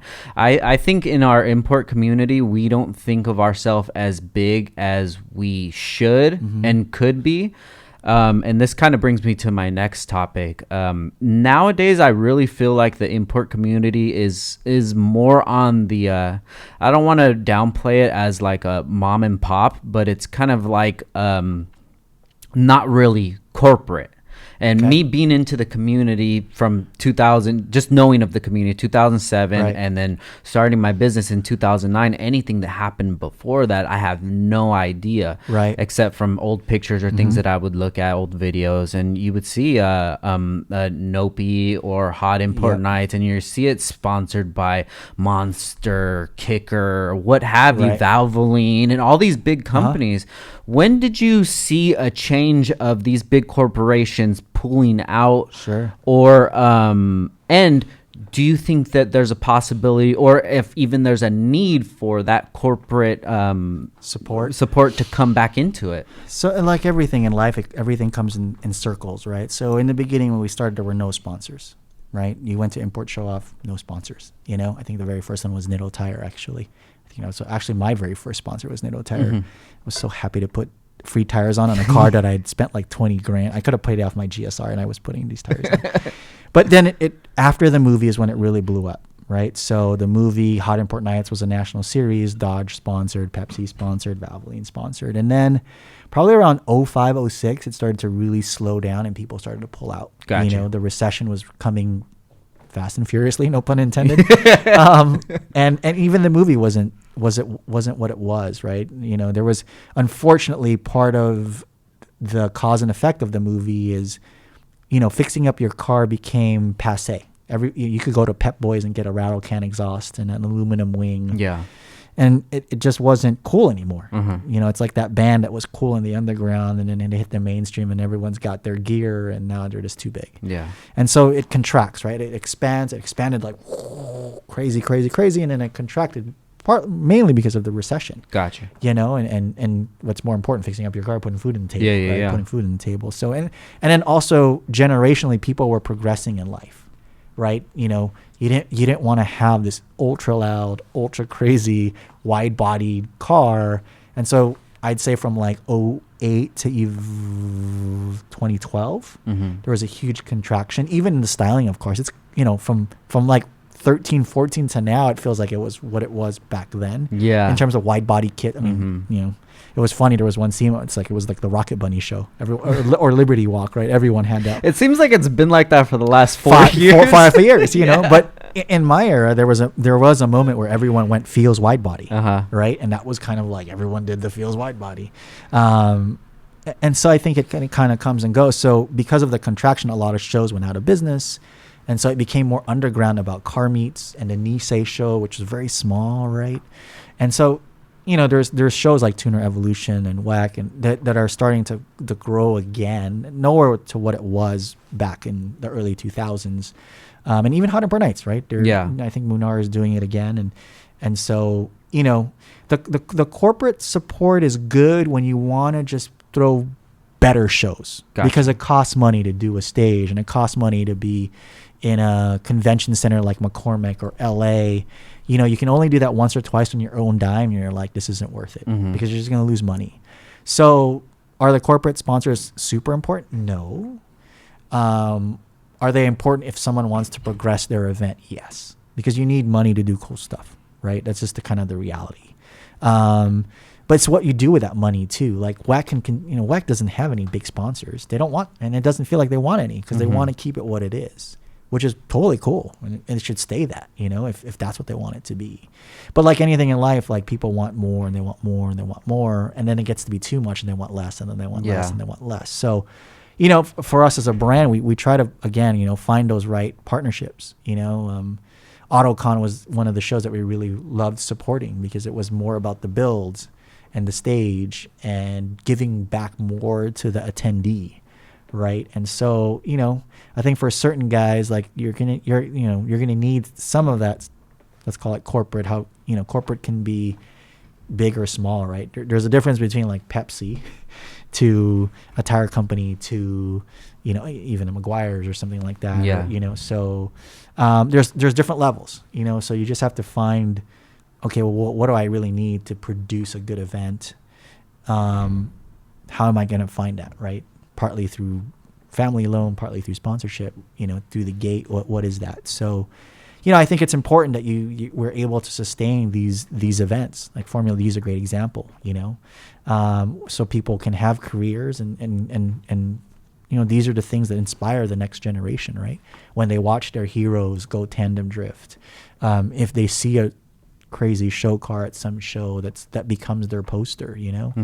You know, you got to keep inspiring people, and part of it is, you know, with digital it's changed, but part of it's still the real life experience, it's seeing it in the flesh, right? And so a lot of times you'll see things on digital, and then by the time you get to actually seeing it in person, you're just like, this is what I've been waiting for this whole time. So with the events that go on now, and you've been around to see like what would be, in my eyes, like the golden era of events, what do you think would help the experience be that of the past? And what, I guess what I'm trying to say is, you say the community expands and contracts. What do you foresee it being in the future, in the near future? Well, the great part is there's a whole new generation coming, both millennials and Gen Z, that are, from a population perspective, just extremely large, right? You know, you're talking 100 million millennials, over 100 million Gen Z, that is kind of coming of this age of where they could own a car, right? And of course, there's a lot of studies that say not as many of them are interested in cars, whatever. Yeah, I think from a percentage perspective, that's the truth. But the number of people is so large that even though it's a smaller percent, it's still a lot of people. But I think, you know, automotive is changing. One of the things that I've seen over the last 10, 15 years is there's more and more segments. You know, it's not just Japanese imports. It's like, are you into WRXs or Evos or 90s Honda? Or the domestic scene or now. Domestic, or even Euro. So I feel like the scene's getting bigger, but it's also getting segmented more and more. And so within a segment, it doesn't feel that way, but the overall it is, because there's a Porsche air-cooled movement. Now there's a, you know, BMW E46 M3 movement, or a classic Mercedes-Benz wagon movement, or a, you know, 93 Integra you know. So I think in the future, I think the idea that your car can still be an extension of your personality isn't going to go away. Okay. Even if it's an autonomous or electric car. What you do with it from a performance perspective might change drastically, right? Especially if it's autonomous. But in terms of personalization, I think that's always going to be a thing, you know, because I think it's human nature to want to personalize, you know, your own thing and have it kind of resemble who you are. If the car is owned through shared, right? There's all these new models about like who's going to own the car. That's going to change things quite a bit. But I think at some point in time, you're going to want to own your own car, right? Because you're going to have a family or whatever the case may be. And so I don't think that's ever going to go away. It's just when, Like when, there's all these people saying, oh, kids aren't into cars anymore. Like they're not when they're 16, but did you talk to them when they're 28? When they're middle management and now, they can afford nicer things and, now there's a statement that they're trying to make or whatever the case may be, or they just, can get something that they've never been able to afford before, or priorities change. So I think the timing of things is changing. So I think there's always going to be people that are into the automobile, whatever the automobile is, and into, let's call it, personalizing it. So I think that's the future of the scene, is the cars are going to change, much like you and I are doing what hot rodders were doing, except we're doing it with Honda. We were doing it with Hondas, right? So I think it's funny. We're going to be the old people like, oh, these electric cars, and we're going to be talking shit on electric cars because we grew up on Hondas, right? Much like muscle car guys were like, oh, those backwards race cars with those 4-cylinder engines, like, little rice rockets, quote unquote, And now I find like my friends and I, not everyone, but a lot of them, like, we hate on electric cars, much like the hot rod dudes hated on Japanese imports. Yeah. It's hilarious, but I think that's what's going to happen. I do think that the new enthusiast though is much more global in thinking. Mm-hmm. There's a kid that we're just starting to work with. His name's Jack Ultramotive, I think is his YouTube name. He was a gamer, right? Mm-hmm. He started and he played Forza and he played Gran Turismo, and he got pretty big like 4 or 5 years ago, and now he's 18. So at 16 he bought a Ford Focus RS. At 17 he bought an R32 GTR, and at 18 he just bought an R8. Wow. Right? He's doing well. He's a YouTube, let's call it star. Very humble kid. He's from the Northwest, super into cars, right? But just look at that progression, right? Yeah. I met him last year at SEMA, I think. He was 17. He just bought the R32. And I was like, you bought a what? Yeah. And I'm like, how old are you? And he's like, 17. I'm like, man, if I was 17 with a GTR, damn. And that's just, that's this generation being lucky that Google decided to do ad share revenue. Yeah. Right? You look at all the guys on YouTube and they're killing it. I mean, it's a lot of work, right? Kudos to them for, filming and editing. I mean, you record and edit. I mean, this does not happen overnight. But yeah, I mean, it's interesting that he chose 3 different genres. Where you and I probably would have you probably would have gone all muscle car for that moment. Yeah, definitely. And I would have gone, the way I did, like Integra, NSX, MR2 Spider, S2000, like in the same genre. Yeah.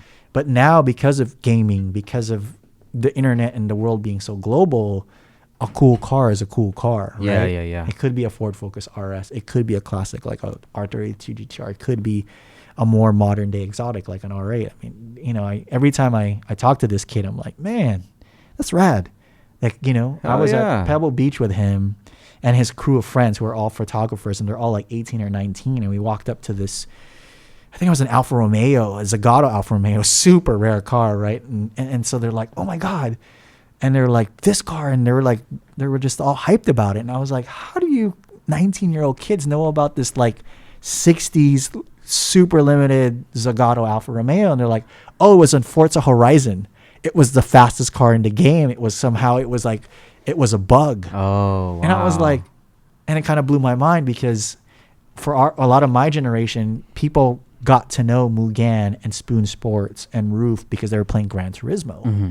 And that kind of opened up their world, right? And so it's happening again, but at a much greater pace because you can play CSR Racing on your phone and Forza Horizon and Forza Motorsports and Gran Turismo and all the video games, Need for Speed.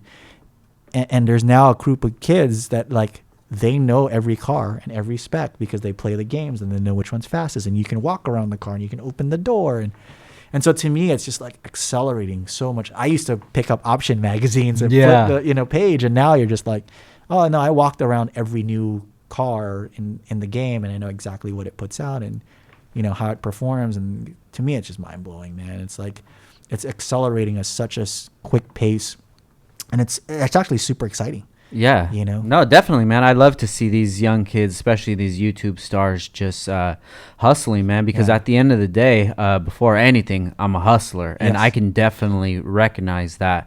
And there's a lot of older enthusiasts that would see that, and they just downplay it. Yeah. And I think that that's real unfortunate, not for the YouTuber, but for the old enthusiasts, Yes. because they're stunting their growth. Yes and no. I mean, you know, it's funny. I always relate it to this thing. Like we are. I'm in my 40s, right? Mm-hmm. So I'm becoming like the grumpy old man. You know? And even the guys that we're working with on YouTube, I didn't know who the hell they were. Uh-huh. You know, I saw this mega huge line that I'd never seen in a long. Like I was like, this is like import model line Yeah, from like yeah. 2004. Like, and I remember literally walking over to this line. I'm like, hey, what are you kids in line for? I thought they were giving something out for free. And they're like, well, if we're lucky, we might buy something. Like, what are you buying? And they're like, oh, well, you know, TJ Hunt is here. And I'm like, I'm sorry, who's TJ Hunt? And they looked at me and like kind of perplexed. And I was like, you know, the YouTube star. And I'm not a huge YouTube because, you know, I'm an 80s, 90s kid, right? Yeah, so definitely. I still watch TV. Yeah. And I'm like, yeah, I don't really watch YouTube. And I swear they looked at me like hell had frozen over, you know, like, have you been living under a rock for the last 10 years? And I was like, apparently so, you know, this was like 4 or 5 years ago. And, yeah, it's natural to look at the thing that you're not used to and discount it is what I'm trying to get to, you know?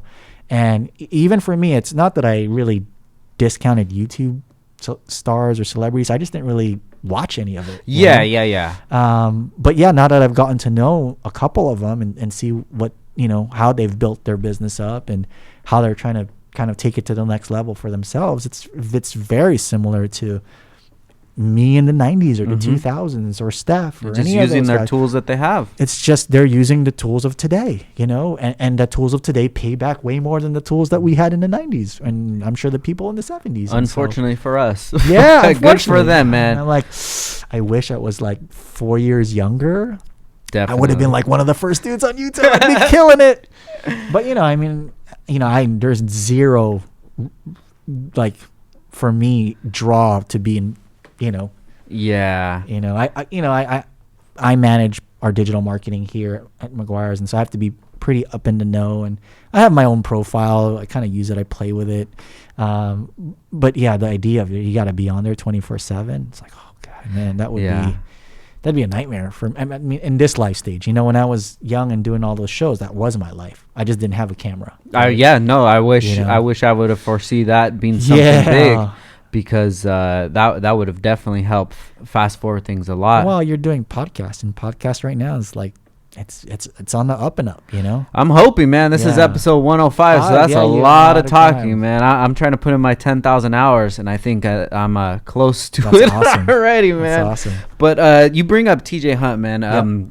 Funny story about him is I just got a DM one day, and this customer or this follower, he says, "Hey, man, congratulations for getting on TJ Hunt." And I'm just like, "Oh, okay." Same thing, like, what's that? Right. I wasn't familiar with it, you know, because it's just not in a disrespectful way, but it's just not my community. Right. So he sends me the link, and TJ actually bought some of our hardware and used it on his BRZ and did a whole install video on it. And me, from a business point of view, I know that that's not something that people would necessarily do for free. Right. You know, Right. so I watched it, and at this time, I think he had maybe 500-600K subs. Okay. And I knew that there was a lot of value in that, and I knew that what he did, he didn't have to do that. So I actually found his order, found his phone number, and I gave him a call and said, "Hey, man, you know what? I appreciate you doing that. You did not have to do that, and I appreciate you doing that install video, not just mentioning the product, showing how it works, showing the value of it." And that airtime is definitely costly, and for him to do it for free just off the strength of like the product, I saw him automatically in a different light Yep. at that point. And I told him, hey, anything you ever need from this point on, you just reach out to me. This is my cell phone number. And dude, we've been working perfectly since then. And I really see him as one of the leaders of the new school. And I like what he's doing, man, especially the marketing that he does with you guys and with a lot of other companies. I look up to him in that regards, that he's been able to take the tools that he's been given and turn it into a extremely successful career. Yeah, and he's got a long way to go. You know, he's becoming the older cat of those guys. Yeah, you know? Where like everyone's coming to him, like, you know, Dustin from Legends, and you know, I mean, Jack's kind of one of the newer kids who's just getting into kind of the car building space. And I think Adam LZ he's really good friends with. Mm-hmm. But yeah, I mean, it's great that they're kind of pioneering and you know, they're being kind of the guys that kind of propel that forward, right? Because they're the success stories. Him and Adam, probably the two the most out of all those guys. Definitely. But even Dustin's, I mean, I think Dustin just hit 500,000 subs himself. Yeah, he's on the way. And the Throttle guys, Mickey, they're on the way too, man. And they're kind of guys going backwards, right? They're older cats that were like, oh wow, there's this new platform that I can use to promote the business. And you know, there's even people that are like looking at it now and like, should I try that? Yes. Yeah, I mean, look at Ryan and you know, I've talked to Busimoto about it. You know, Busy's a little bit more of the podcast style, and more IG focused. The Tech Tuesday stuff, which is kind of something we kind of talked about. I think we were at a Honda Civic Type R thing, and we just had lunch, him and his wife, and I was like, you know, what are you really trying to do? And we had a great conversation, and you know, I mean, I love what he does, and he's such a like from a you know, I'm a UCLA guy. He's a UCLA guy. So his engineering brain is like blows my mind. You know, the stuff that he's been able to do with everything that he's done, the Honda, the Hyundais, the Porsche stuff. Like, I used to hear stories about BZ at UCLA. Like, there's this guy here. Oh, really? Yeah, because he was an engineering student there. And, you know, he was basically like hell bent on making a single cam go as fast as it could when everyone was switching to dual overhead cam. Yeah. BZ was out there like, no. I'm going to run, you know, SOHC, you know, and like he got that CRX down to like, I forget what it was, like 12s or 11s or something really, for a single cam. And for a long time carbureted too, I think. So yeah, it's, you know, I get to have that come full circle and to kind of watch him do his thing. Like he was just on Leno's garage. Yeah, I just saw that, man. That's awesome. So really happy for him and really happy for this new opportunity that everyone's getting, young and old, to, you know, make an impact and kind of, you know, be able to help, again, progress it forward, right? Whether you're a new kid on the block like Jack or Dustin or TJ, because I still group them in that boat, or you're on the older side like BZ and me and Mickey and, you know, guys that might be older generation, you know. So it's really an interesting time. It is, and when you see things happen like that, I interpret it as a victory for all of us. Oh, absolutely. And speaking of that, I was just watching a new Netflix series. Well, it's not new. This is actually the second season. Yeah. Fastest Car. And the first episode, the all-wheel drive EG on there. And this guy, about that guy, Daniel, Frustrate, and he's from Florida. And I've known him for years, and his car is super crazy. You know? I've seen the videos of them, like the drag strip. Ridiculous, man. There's like this all-wheel drive stuff that's going on is going to take everything to the next level. That's awesome. And once they start tapping into it and really figuring it out and how to make these cars go fast and stay going fast consistently, just like the sport front-wheel drive community has. This new class of all-wheel drive is going to be out of here, man. I'm actually really interested to watch that progress. You know, I know Mickey's building a car. Yeah, he's doing the rear-wheel drive. The rear-wheel drive. Yeah, using kind of the same. Yeah, that's he's using the FCS setup. So FCS is providing the whole subframe and things like that for all-wheel drive. Right. But back to Daniel Frustrate. Just seeing him on that show, hearing his story and seeing that his story is being told, it just felt so good to me. You know, I felt so happy for him and his family, and just the progression of the Honda community. It's not like this is just some random dude. Like, he's dead in the community, and to see somebody on that like that on the big screen is awesome, man. Yeah. And I just, every time somebody wins from our community, it just feels like it just keeps getting bigger and bigger.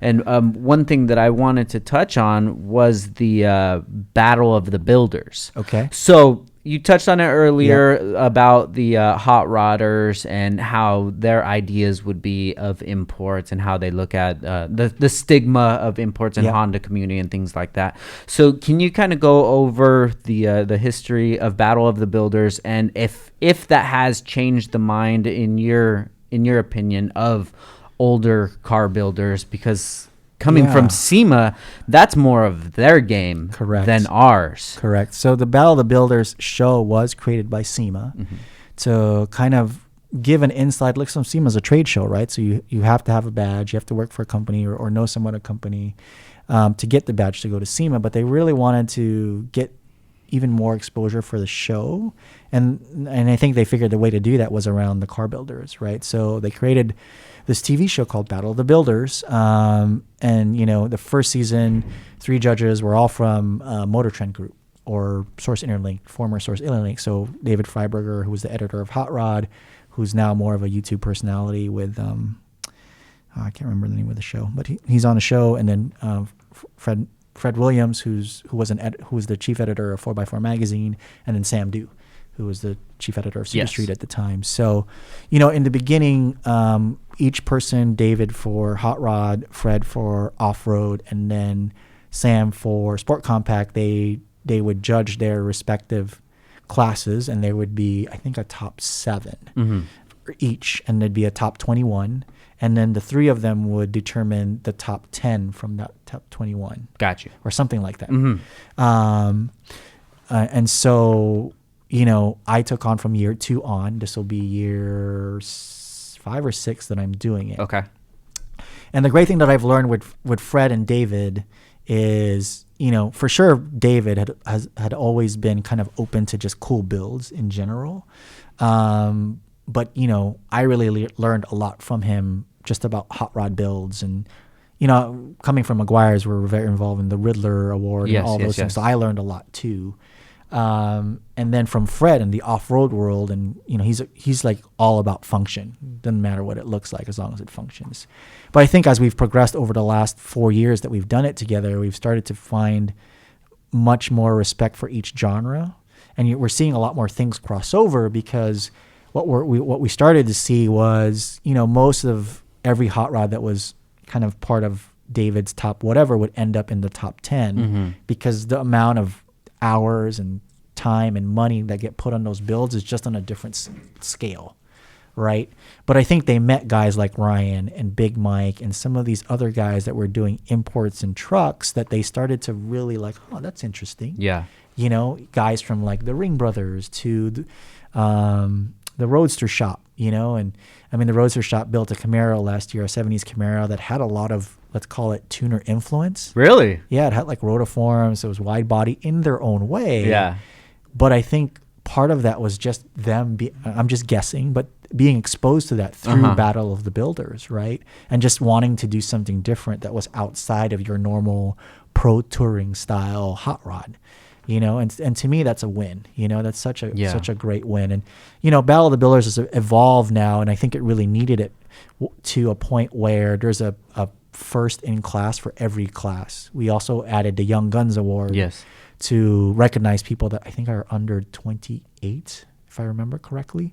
And so there's a first, second, third in the Sport Compact class, the Hot Rod class, the Truck class, and the Young Guns class. And then those 4 fight it out for the top 1. And it's, for the listeners that don't know, the judges only scale it down to a certain number. So it used to be top 7, now it's top 10. So there's a group of influencers that do the Young Guns, they do top 10. I do all the Sport Compacts, Fred does all the off-road, David does all the hot rods, and so there's 40 cars. And then from there, we get a first, second, third. So that makes it 12 cars. And then from those 12 builders actually judge each other. Got you. So, and then there's the, based on the number of votes, there's a first in each class. And then based on those 4 class winners, there's a kind of a best of show, which I think is the way it should be. Because what was happening before, and unfortunate for the truck guys and the sport compact guys and the young guns, was like 80 or 90% of the cars in the final group were always the hot rods. Yeah. Because the build quality and the time and energy and money was just at a different level. And a lot of them were bankrolled by some person that, was super wealthy, right? You're talking $500,000, $750,000, $1 million builds. Mm-hmm. And the quality of the build is just different from a guy who's blood, sweat, and tears with 2 other friends in their driveway or at some body shop, right? The fab work and the man hours, like, you talk about Ring Brothers, you talk about Roadster Shop, you talk about Chip Foose or Bobby Alloway, like, they've got a crew of like 10 or 15. Oh, yeah, we don't have something for that? Well, let's jig something up, Mm-hmm. And it's like, how do you compete with that when you have an import car? Yeah, you're like Ryan and Big Mike in like Ryan's little place, Yeah. And so, I think was really good for SEMA to do, when they told us that last year, it switched last year, I was really happy to hear that. And there was a first place in all the categories. So I think, for a while, a lot of the import guys kind of for a while, like, I don't even want to join because it's going to be all hot rods. But I was always like, yeah, but it's great exposure for this category, this category for me that I grew up in. Yeah. And I would always try to push people, like, just enter, man. Like, even if you don't win, but it's, at least you get some exposure. You kind of show this genre and what you do. But now this kind of brings it to a different kind of level of the exposure that you can get, which I think is really cool. So, yeah, I think the lines are blurring. I think as the world becomes more globalized, like, there isn't as strong of a feeling like import only, domestic only, Euro only. I think you still kind of gravitate towards one field, but I think the appreciation that you have for other cars, it's not as stringent like it was for me, where it was only this and then for you too, right? Mm-hmm. Like now I think, you get a kid like Jack and he's like, yeah, Ford Focus is as cool as a R32. Yeah. Is as, for TJ, it's a Supra, a MK4 Supra is as cool as a BRZ, is as cool as whatever. He just did a Mustang, right? Yeah. And so, to me, that's really cool. At the same time, it's really cool where like a Dustin's only doing Japanese and more JDM focused. But, I think there's just a lot more variety. And I think the show and this competition has helped open people's eyes. It's definitely for me working with Fred and David and learning what they look for when they look at builds. And then what I look for and what's important to me in this sport compact, or what I feel should be important in the sport compact space. So, the more conversation that people can have, I think it's that whole thing that you talked about, that networking thing where it just opens up your mind more. So I'm super excited to have, again, another small part in that show and to be able to contribute. I've signed on for this year again. And, it's funny, this will be my 23rd SEMA show in a row. Oh, wow. Yeah. And I'm still as excited as ever. Yeah. Because I love cars. I love looking at cars. And, the first day that we're there, we whittle it down from like 400 entries to about 60 to 70 that we look at in one day. That's about 10 hours of walking around. Wow. And you're tired at the end, but man, I get to see some really cool builds, from different perspectives. And to me, it's what gets me out of bed, to be honest. So what gets me excited about going to SEMA for the 23rd time. So yeah, it's cool and it's exciting and I hope they continue it. I hope there's more things like it that are not just cross genre. If for the lack, this show on Netflix feels like it's definitely cross genre, and part of that's the casting, right? We want, I think Emilia's on there and some guy with a Honda and probably some muscle car guy and some exotic guy, because I remember season 1 was like some really rich dude with they always get the douchebag with the exotic on there. Yeah. I heard Abel Ibarra was on season 1 and something happened when he got taken out by a different car, but I was like, man, if anyone's going to win that, it's going to be and so I knew Abel from kind of the early import racing days, and he's a big rotary guy, and he had this crazy R100 that would pop wheelies, and then he ended up having a full tube chassis FD that was, man, just one of the sickest builds ever, from a tube chassis race car perspective. But it was really cool to find someone like him in a show like that, which sounds like this guy from Florida, you know. And Yeah. for me, that was a win because Abel was kind of part of my generation, and I had heard like, oh, he's on the show. I'm like, that is the perfect guy for that show, you know. And as perfect representation, and that's what I felt when I seen Frustrate on there.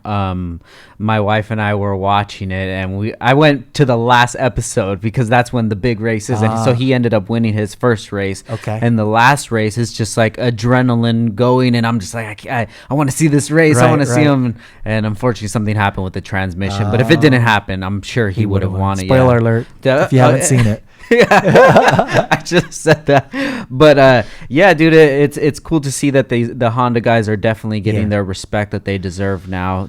I'm pretty tapped into the Honda community and what's going on with that, and I'm just extremely excited for the future. You know, the Honda community, it's been really interesting to watch it evolve. You know, being as someone that was part of that early Honda community, you know, kind of dipping out of it a little bit, but still kind of staying in touch and seeing what it is today. You know, I mean, you talked about people that have made a difference in that progressing forward. I mean, you know, the wire tucking and what Ryan has done, and the mil spec wiring, and even guys like, you know, Matt at ICB, and you know, Chad and Mugen CEO and Jay and you know, kind of their influence and then everyone else that's just kind of part of that movement, Parnell at Kosoku, and it's really cool. I mean, you know, being someone that's kind of outside looking in now, because I'm just not as entrenched. I just bought a new Accord, a 2.0, which I'm like super stoked to have a Honda again, but I haven't had a Honda in forever. Really? And everyone's like, dude, you got to do a heritage build, and I'm like,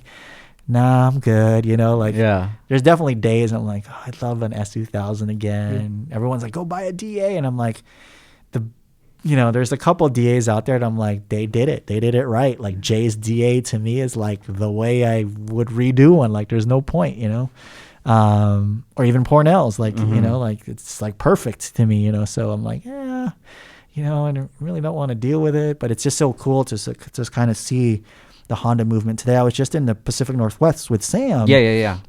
And I met quite a few guys that had these just ridiculous Honda builds up there that I didn't even know were there. One guy he's kind of everyone's fabricator, but he works for Boeing, and he can weld titanium. His name is Mike. Oh God, I got to look at his last name, but he has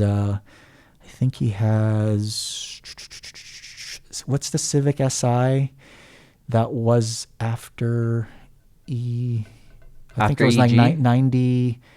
Yeah, after not is it FK or the EM1? No. What's the blue Civic Si that came out that had the B16? Yeah, the EM1. Is that the EM1? Yeah. So he has that generation. Mike from Arizona? It's bagged. Everything's chrome. No bagged. Not bagged. Yeah, the guy he drives with racing slicks in his trunk. Oh no. Yeah, and it's NSX purple. Got you. Okay. But twin cam, turbocharged, titanium, everything. Yeah. Like manifold and everything. Like this guy's work is phenomenal, man. Sick. And so it was really cool to see like the Honda scene there. There was like a bright yellow Type R JDM front end, Type R motor, blue Recaros, blue TEs, really rad. I think Best of Show went to an old DC that was normal US lights that converted to JDM lights, and had this crazy like individual throttle body setup with quick release hoses, and even Big Mike was like, yo, this car is crazy. And so it's cool, like just to see little pockets of it. I'm sure they're all around the country. It sounds like there's one in Florida, and you know. No, definitely, man. I think outside of California, the best representation of the Honda culture would be an H-Day event. Okay, I would definitely recommend checking one out one of these days. I'd love to go. I've never been. I had heard how big, because it's gotten to like 10,000 people, and it's ridiculous, crazy, man. Right? And not only the car show portion of it, but the racing aspect of it. You're talking all the fastest cars in the U.S. Like that's the place where how they're fast gonna be. Are cars now? Just out of curiosity. I think just overall, you're deep into the sevens. Wow, front wheel drive. Yeah. Front wheel drive even. Wow. Yeah. That's crazy. So if you have a sport front wheel drive car, low eights, if you're not in the low eights, there's pretty much no reason besides, the passion to do it. Crazy. And something even crazier is all motor cars are already in the eights. All motor cars All are in motor. Yeah. Damn. So there's a lot of new Yeah, classes coming out. There's a nitro class that's coming out. I'm not super familiar what it is, but a lot of people are very excited about it. That is so crazy. Yeah, man. It would definitely be something to see. Yeah. If you have a free weekend when it's around, I would definitely recommend checking it out. Yeah. Because it would just show you the progression of where it was back in Battle of the Import days to where it is now. And people are, on the show car side, people are building their cars to debut them at an H-Day event. And on the racer side, people are test and tuning all the time just so they can go race at that event. That's so cool. It's something that I recommend to everybody. And it's kind of like the thing that you did when you went to Tokyo Auto Salon. You just went because that was part of your passion. I would definitely recommend people do the same thing. If there's a show that's happening in the East Coast, you're talking maybe $800 for that whole weekend, everything, your flight, your hotel, your car. It's like, I think people don't understand how little it really costs to make these life experiences happen. Yeah, for sure. Rather than spending $3,000 on some wheels that you're going to wait 8 months for. Yeah, it's funny to me that that's come back. Because, when I was growing up, you had to wait 6 to 8 months. And then for a while, like, you get whatever you want whenever you want it, and now it's back to, like, you want some SSR formula mesh, like, hey, RJ, you either got to pay for air freight or you're waiting like 3 to 6 months. I had a buddy, he did a VIP car and he wanted some work wheels. So I, linked him up with Evasive and he waited 4 or 5 months for it, and it kind of, jolted me back to, like, being at, like, CarMate or Han Motoring and, like, SSR Neos, and you're like, yo, bro, that's gonna be like 8 months before we can get those, or being at Promotion and be like, some GP Theta SSRs or some Type C's or something, or whatever it was that I was super into at the time. It's like, oh, I really want that wheel, and you would wait forever, and there was this anticipation, which to me is kind of fun, Yeah, no, definitely, it's fun. But I guess the point I was getting at is people, I don't think that they value travel as much, and it could be that they just haven't experienced it. Yep. So if you could kind of tap into that a little bit, I know you're big on traveling. Sure. You started traveling at a very early age. Yes. What do you think that traveling did for you and your growth as a person? It had everything to do with me growing as an individual. When you travel, especially out of country, you start to realize that the world is small and that things that used to bug you that were like the end of the world things were just insignificant things, because you really start to understand different people, different cultures. And for me, I really fed off that, like going to Japan, and then I started going to other shows around the world. So I went to Essen Motor Show in Germany, and wherever I could find a show, I would go, and you just start meeting people from different cultures. So traveling to me is just exposing yourself to the rest of the world. And then you start to really become in awe of two things that are very counter opposite. On one, how big the world is and how different things are. And at the same time, how small the world is. Yes. And how connected everything is. And so to me, like, I can't go a month without traveling and not get antsy. Mm-hmm. Like I need to be on a plane. I need to go somewhere else. I need to try different food. I need to walk around somewhere, and just part of all the inspiration that I get is by meeting others. It's by networking. It's by having new experiences. It's by seeing things that I've never seen before. That to me is, just a part of growth, right? And also being uncomfortable. Mm-hmm. So it's hard to be uncomfortable when it's not your norm. It's become my norm to be uncomfortable. And I say that because I think your greatest growth comes to when you're uncomfortable or you're being challenged heavily.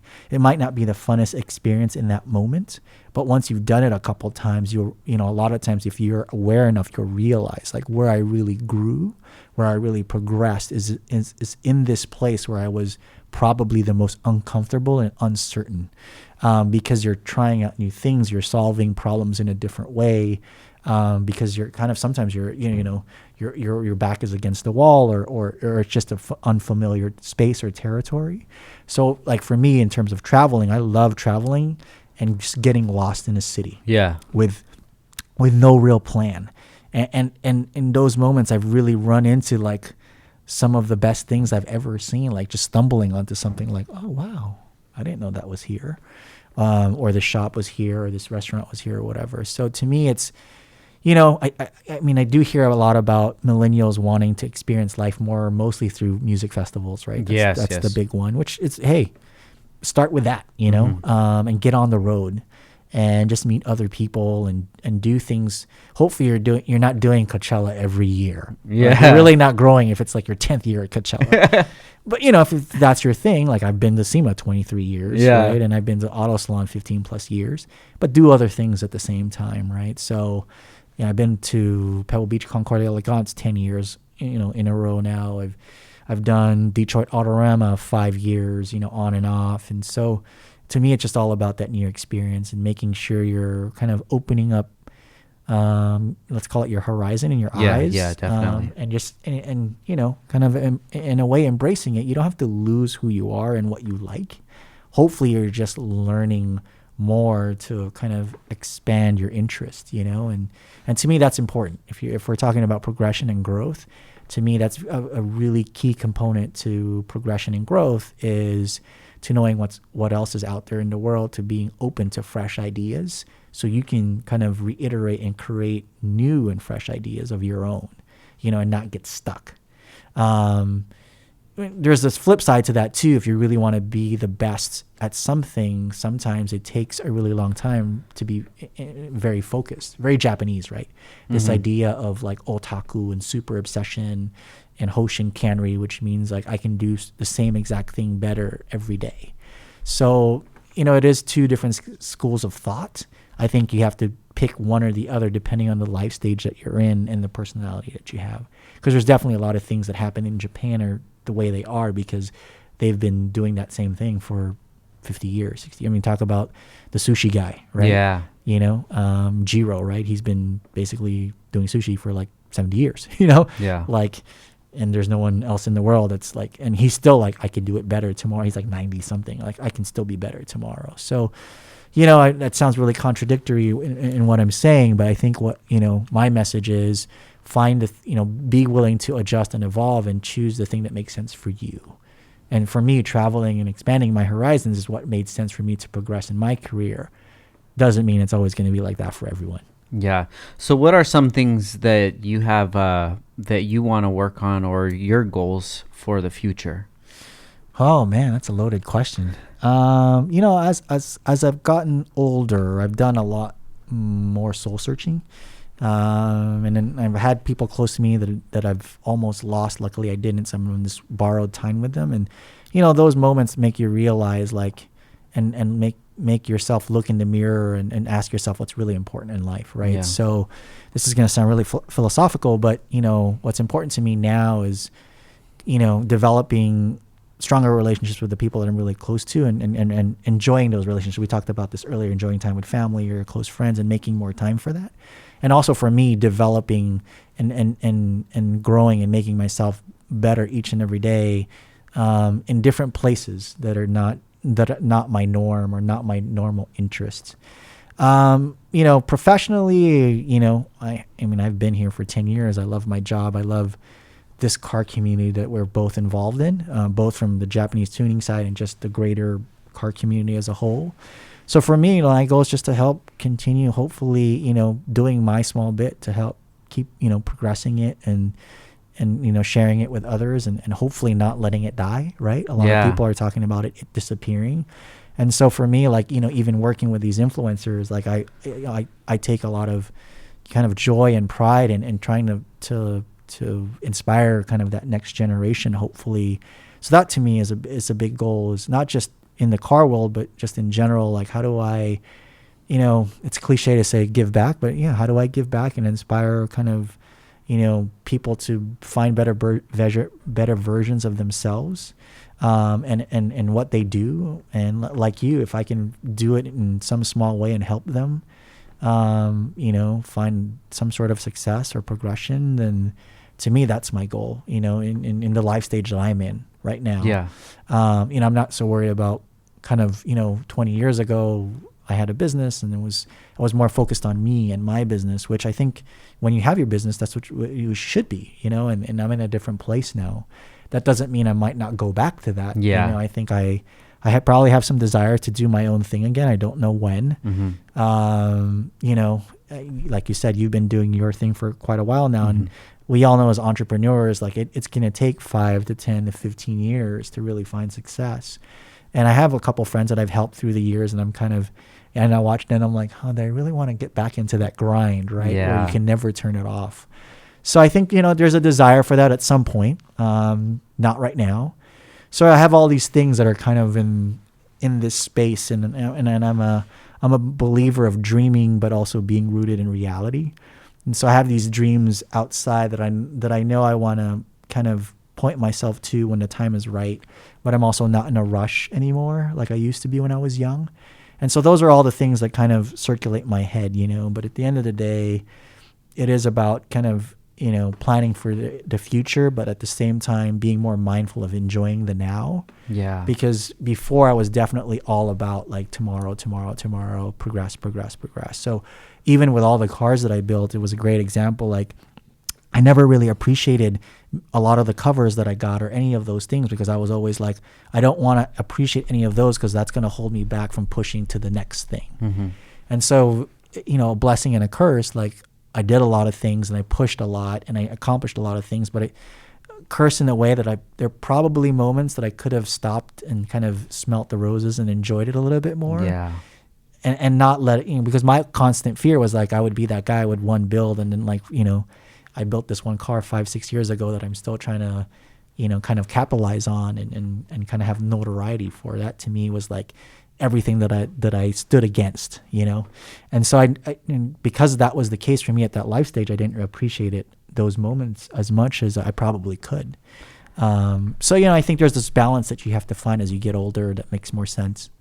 Man, I'm so glad that you said that. One thing that I've been saying lately is it's a lot harder for me to find the same joy that like appreciation, gratitude, and accomplishment as it was earlier in my career. Saying as simple as getting a new set of wheels. I remember getting a new set of wheels, and it was just like, oh my God. Yes. Even before that, getting a new air freshener. Getting an air freshener and getting the squash and wanting to go to the meet and just like that feeling. I don't think a lot of people really put that much weight on that feeling. But how I feel is happiness and joy is what it is, and it doesn't determine on how big the goal is. That's just the feeling that you get. I mean, it's really easy to get jaded, right, and to get spoiled. Going to Auto Salon and seeing my first GTR, it was the airport parking lot, and I walked around it for 20 minutes, and then like by year 3 of Auto Salon, I was walking past GTRs like same. And so, like you said, I think you have to find a time to hopefully find some awareness to enjoy those things. And part of it is unplugging for a while and being out of something for a minute, right? So it's not your everyday. It's exactly how I look at the Honda world right now. It's not my everyday. I still really appreciate it. I still have a lot of memories on it. But because I'm a little bit detached, I actually enjoy it more when I see it, Yeah, so I mean, the reason I say that is because I want to give people the from my point of view, going through all that stuff that I've went through and all those goals that I've reached. Each time that I reach a new goal, it kind of doesn't feel as good as it did when I reached those lower goals that I didn't put much weight on. So people that are at that state, I would like them to realize that, this is something huge, and you're probably not going to get that sort of feeling of accomplishment that you will in the future as your career progresses. Yeah, I mean, there's an awareness side to that for sure. That's kind of natural progression, right? As you find more success, you want more success, and so the successes don't seem as big, like you said, like early on when you get your first ones. And so, I think you're right. I think I'm a proponent of just try to enjoy the now, yet push for the future. I'm not a person that believes in this idea of balance. I believe that balance is a pendulum, right? And it swings from one to the other. And balance to me is just controlling that swing and being aware of like where you are in that swing. And so, life is definitely an ebb and a flow. And so I think you're right. I think, hopefully, and the funny thing is when you're young, you don't listen to anyone. I know I didn't. I don't know about you. I didn't. And so here we are telling like, you guys should really think about this. And they're probably giving the finger to us. Like, you dudes, whatever, and then they're going to come to the same stage that we're at right now. And that's just natural life progression. And the best that we can do is just put that message out there. And hopefully, one or two individuals listen, right? So, but it's also great to watch everyone make their own mistakes and go through it in their own way. Because everyone's going to have to do it, because it's their own life. Yeah, so. No, I definitely feel like that. And with this platform, I really want to put out those kind of trials and tribulations that people do go through. There's a quote that I love. It's a smart person learns from their mistakes, but a wise person learns from the mistakes of others, and I have no problem telling my mistakes. Right. Hopefully it helps somebody out. And that was really one big mistake that I did do early on in my career, is not appreciate the moments that were happening at that time. And two, I'm in that same point where, I have my family and I want to spend as much time with them as possible and understand that my son is only going to be this age once. Myself and my wife are only going to be this age one time, and to kind of appreciate what's going on at this time and try to detach from, the hustle and bustle of the podcast, of business, of whatever drama is going on within that circle of it, and it's a struggle every day just to try to balance everything out. I mean, it's just prioritizing time for things, and really starting to, part of it is accepting that certain things that we make are big deals aren't big deals. Like when you make your family that important, you cut out time, you just cut out something else that, and it's accepting that was important, but it's not as important. Not as important. So it's hard to come to that when you have your own business, because, the natural kind of ideology in business is, bigger, more sales, more profits, bigger building, it's kind of this never ending black hole. And so, I think there's a point where people have to take that step back and try to find what's enough for them, and asking themselves what is enough for them, because if you're just caught in this more, the reality is nothing's going to ever be enough, and it's always going to kind of be empty. And so hopefully people get to that realization, of course we all want to be successful. We all want to work hard, but, at what cost, and are we willing to, pay those costs? And if not, then how do we make adjustments so we can, again, control that pendulum to not swing as drastic, right? And find a little bit more balance. So I think it's a great message, because I think you're in the midst of it right now, and there's nothing like someone telling people what they're going through in the moment versus something like someone like me that doesn't have kids that'll say something about it. It's not as real, right? I mean, I have nephews who are like my kids and they're super important to me, but it's just not the same. It's like telling a woman what it's like to carry a baby, and we're guys and they're like, you don't even know, man. So. Yeah, definitely. I appreciate you touching on that, man. Yeah. So before we get out of here, I want to see if you could paint us a picture of what SEMA 2019 is going to look like for Battle of the Builders, for Meguiar, and for what you foresee the Rocket Bunny kit being of this show. Well, I think the Supra is going to be, from the import community, the big thing, right? I'm already seeing so many builds. TJ's got one. I know there's quite a few. I think Johnny's got one that's going to be, Track Koyo or Rocket Bunny. Sam as well, right? Sam has one as well. His is a little bit cleaner. So I think, that's going to kind of, from the import side of the business, I think that's going to be the thing. Whether it's, some are going to be wide body, some are going to be cleaner. There seems to be a lot more wide body than I would have anticipated, but there seems like there's going to be quite a few. SEMA's doing things. I heard they're having an overlanding kind of pavilion. And overlanding to me is an interesting genre. A lot of my friends have gotten into that, where they own a Tundra or a Raptor or a 4Runner, and they're going out, and camping, but they still have full TRD everything, and they're rock climbing in a way. So that to me is really interesting, and I've seen that over the last couple of years gain more and more and more steam. Battle of the Builders, like I thought last year was a great pivotal year in terms of us recognizing people in every category. So I'm anticipating like more people jazzed for their category, whether you're an off-road guy or a sport compact guy or a young gun. So I'm anticipating more entries than before, which to me is really exciting. And super excited to be a part of that.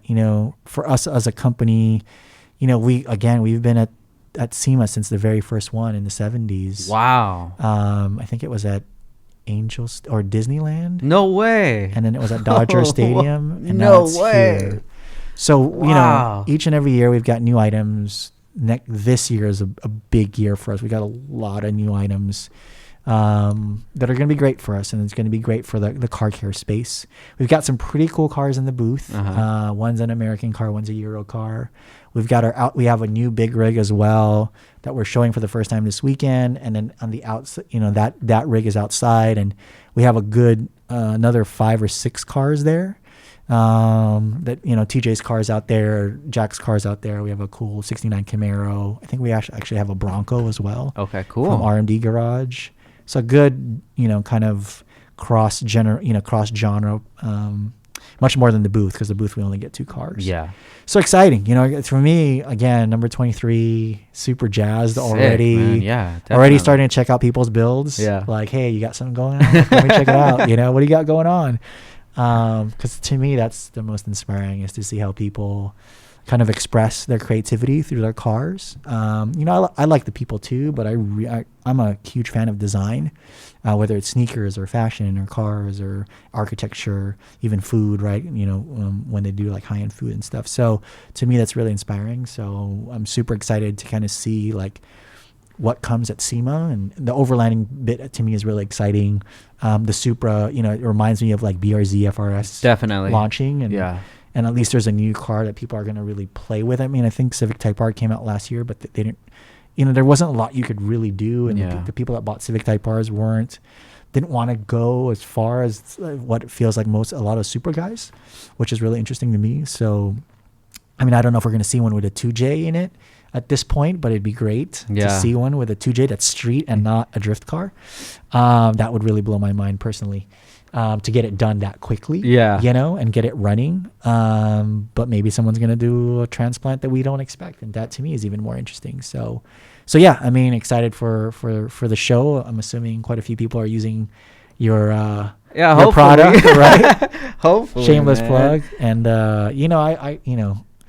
I'm pretty aware of the stuff that you make and what people use it for. It's really cool because it's, me as a person, me being part of Meguiar's, it's all about this idea of it's all in the details, right? And it's the little details that matter.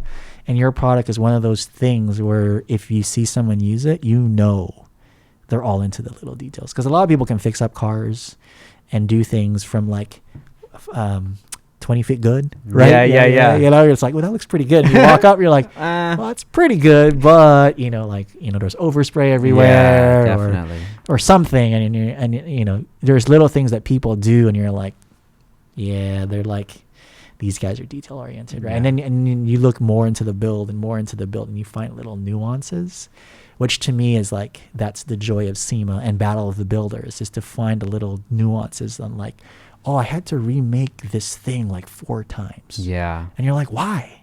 Like, well, the first time, and the second time, and that labor of love to me is super inspiring.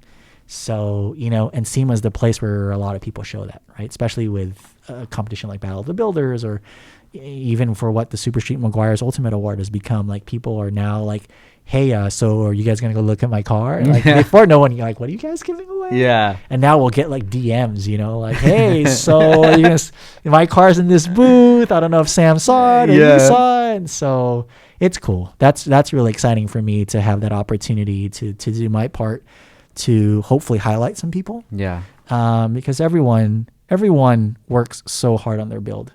No matter if you and I don't like it, or other people don't like it, or they do like it, there's still an effort that gets put out, Definitely. And I want to, me as a enthusiast in this space, as having somewhat of an ability to kind of highlight that. I want to do what I can to give everyone that moment that I had, whether it's 1 second or 2 seconds, to feel appreciated, to feel acknowledged.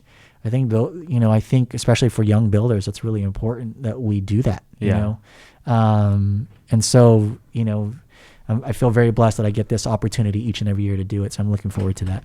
Man, that's awesome. Just the way that you worded everything. That's like the best feeling ever. Just to be able to, you've had such a great career and you've experienced so much, but it's not many people that would see joy in others experience the same things that they did. A lot of people are on more of their own sort of path, and they just want to keep moving on with their career. But for what you're doing with the Battle of the Builders and being a respected member of the import community, it makes us feel like now we have a stake in the game, in the whole entire community. For sure. I mean, our side of the business has grown to be a significant part of car culture, right? From even where I began in the 90s to where it is now. It's at a much different level. So it's great to see more people become involved, and to partner with those people to make it, bigger and better. And at the same time, it's really important for me to cross-pollinate people. Yeah. Right. And get builders to look at a Riddler build or something else, so they understand, because a lot of people, they do a thing. It's like, it's the greatest thing since sliced bread. And you're like, yeah, it is for this genre. But go look at this and look at this and look at this. And because there's things that a lot of the old school cats do that you're just like, wow. I mean, we talk about, wire tucking and shaved engines. I mean, that's a hot rod thing. Yeah, definitely. And it took a long time for people to kind of see that and apply it to the Honda side of the world or the import side of the world. And so I think there's always something that people can learn from other people. And hopefully I can be a proponent on getting people to cross-pollinate and just kind of look at other things. Definitely, man. RJ, thank you so much for your time. I really appreciate it. Sorry, I'm talkative. This was probably one of the longest podcasts. Oh, no, we've done a 4-hour one. Oh, wow. Before. Okay. I love it, man. You make my job easy. I'm just here listening just like the listeners are, man. I really appreciate it. Hopefully we can link up at SEMA and maybe even an auto salon. Sure. Are you going this year? Oh, yeah, definitely. I'll be at both of them. Okay, awesome. And you've been before? Yeah. Okay. So SEMA, I'm not sure. It's probably been like 7-8 years. Awesome. But Auto Salon, this is going to be my 4th year. So awesome. Ryan and I are going to be out there running amok and having fun and just eating like crazy, man. Yeah, to the listeners out there, like Frank says, man, go experience life. Come to Auto Salon. Get to SEMA if you can. Attend the shows that you can. Just enjoy this thing that we have. Who knows if it's going to be around forever. Hopefully it is, but we live in a time where it's great to have the opportunity to have these experiences. So thank you, Frank, for having me. Of course. I appreciate being able to share my story and hopefully impart a little bit of knowledge, hopefully. A lot, definitely. To the current gen and the next gen and even the old gen who are listening going, no, that guy. It's been cool, man. It's been cool to share my story. Thank you once again. And for everybody listening, where can they find you at? I'm not very active anymore, but I do have my Instagram page. It's just RJ DeVera or RJ_DeVera. That's probably the thing that I'm most active about. Very much all my posts are about cars, a little bit about shoes, and a little bit about food, and a little bit about travel, but I'd say it's like 90% cars. So if you love car stuff, I'm always kind of throwing stuff up there of just cool stuff that I see as I travel. And that's really about it. I mean, I have a Facebook page. My Instagram goes to my Facebook. I don't really, I don't really push it a whole lot, but that would be it. I mean, I try to answer my DMs when I can. I'm not super good at it. I am kind of an old fogey that doesn't really get too involved in social, but I'm around. Yeah, so if you guys want to know how old fogey he is, you could just check out his new shoes that he just posted up. Exactly, the dad shoe. Shoes. I gave in. The hype beast got the best of me. I got the Yeezy dad shoes on right now, man. Sometimes you just got to make that transition. Yes, exactly. RJ, thank you so much, man. I appreciate it, guys. Once again, this is Downtime with Downstar, episode 105, and we out. Peace. Boom.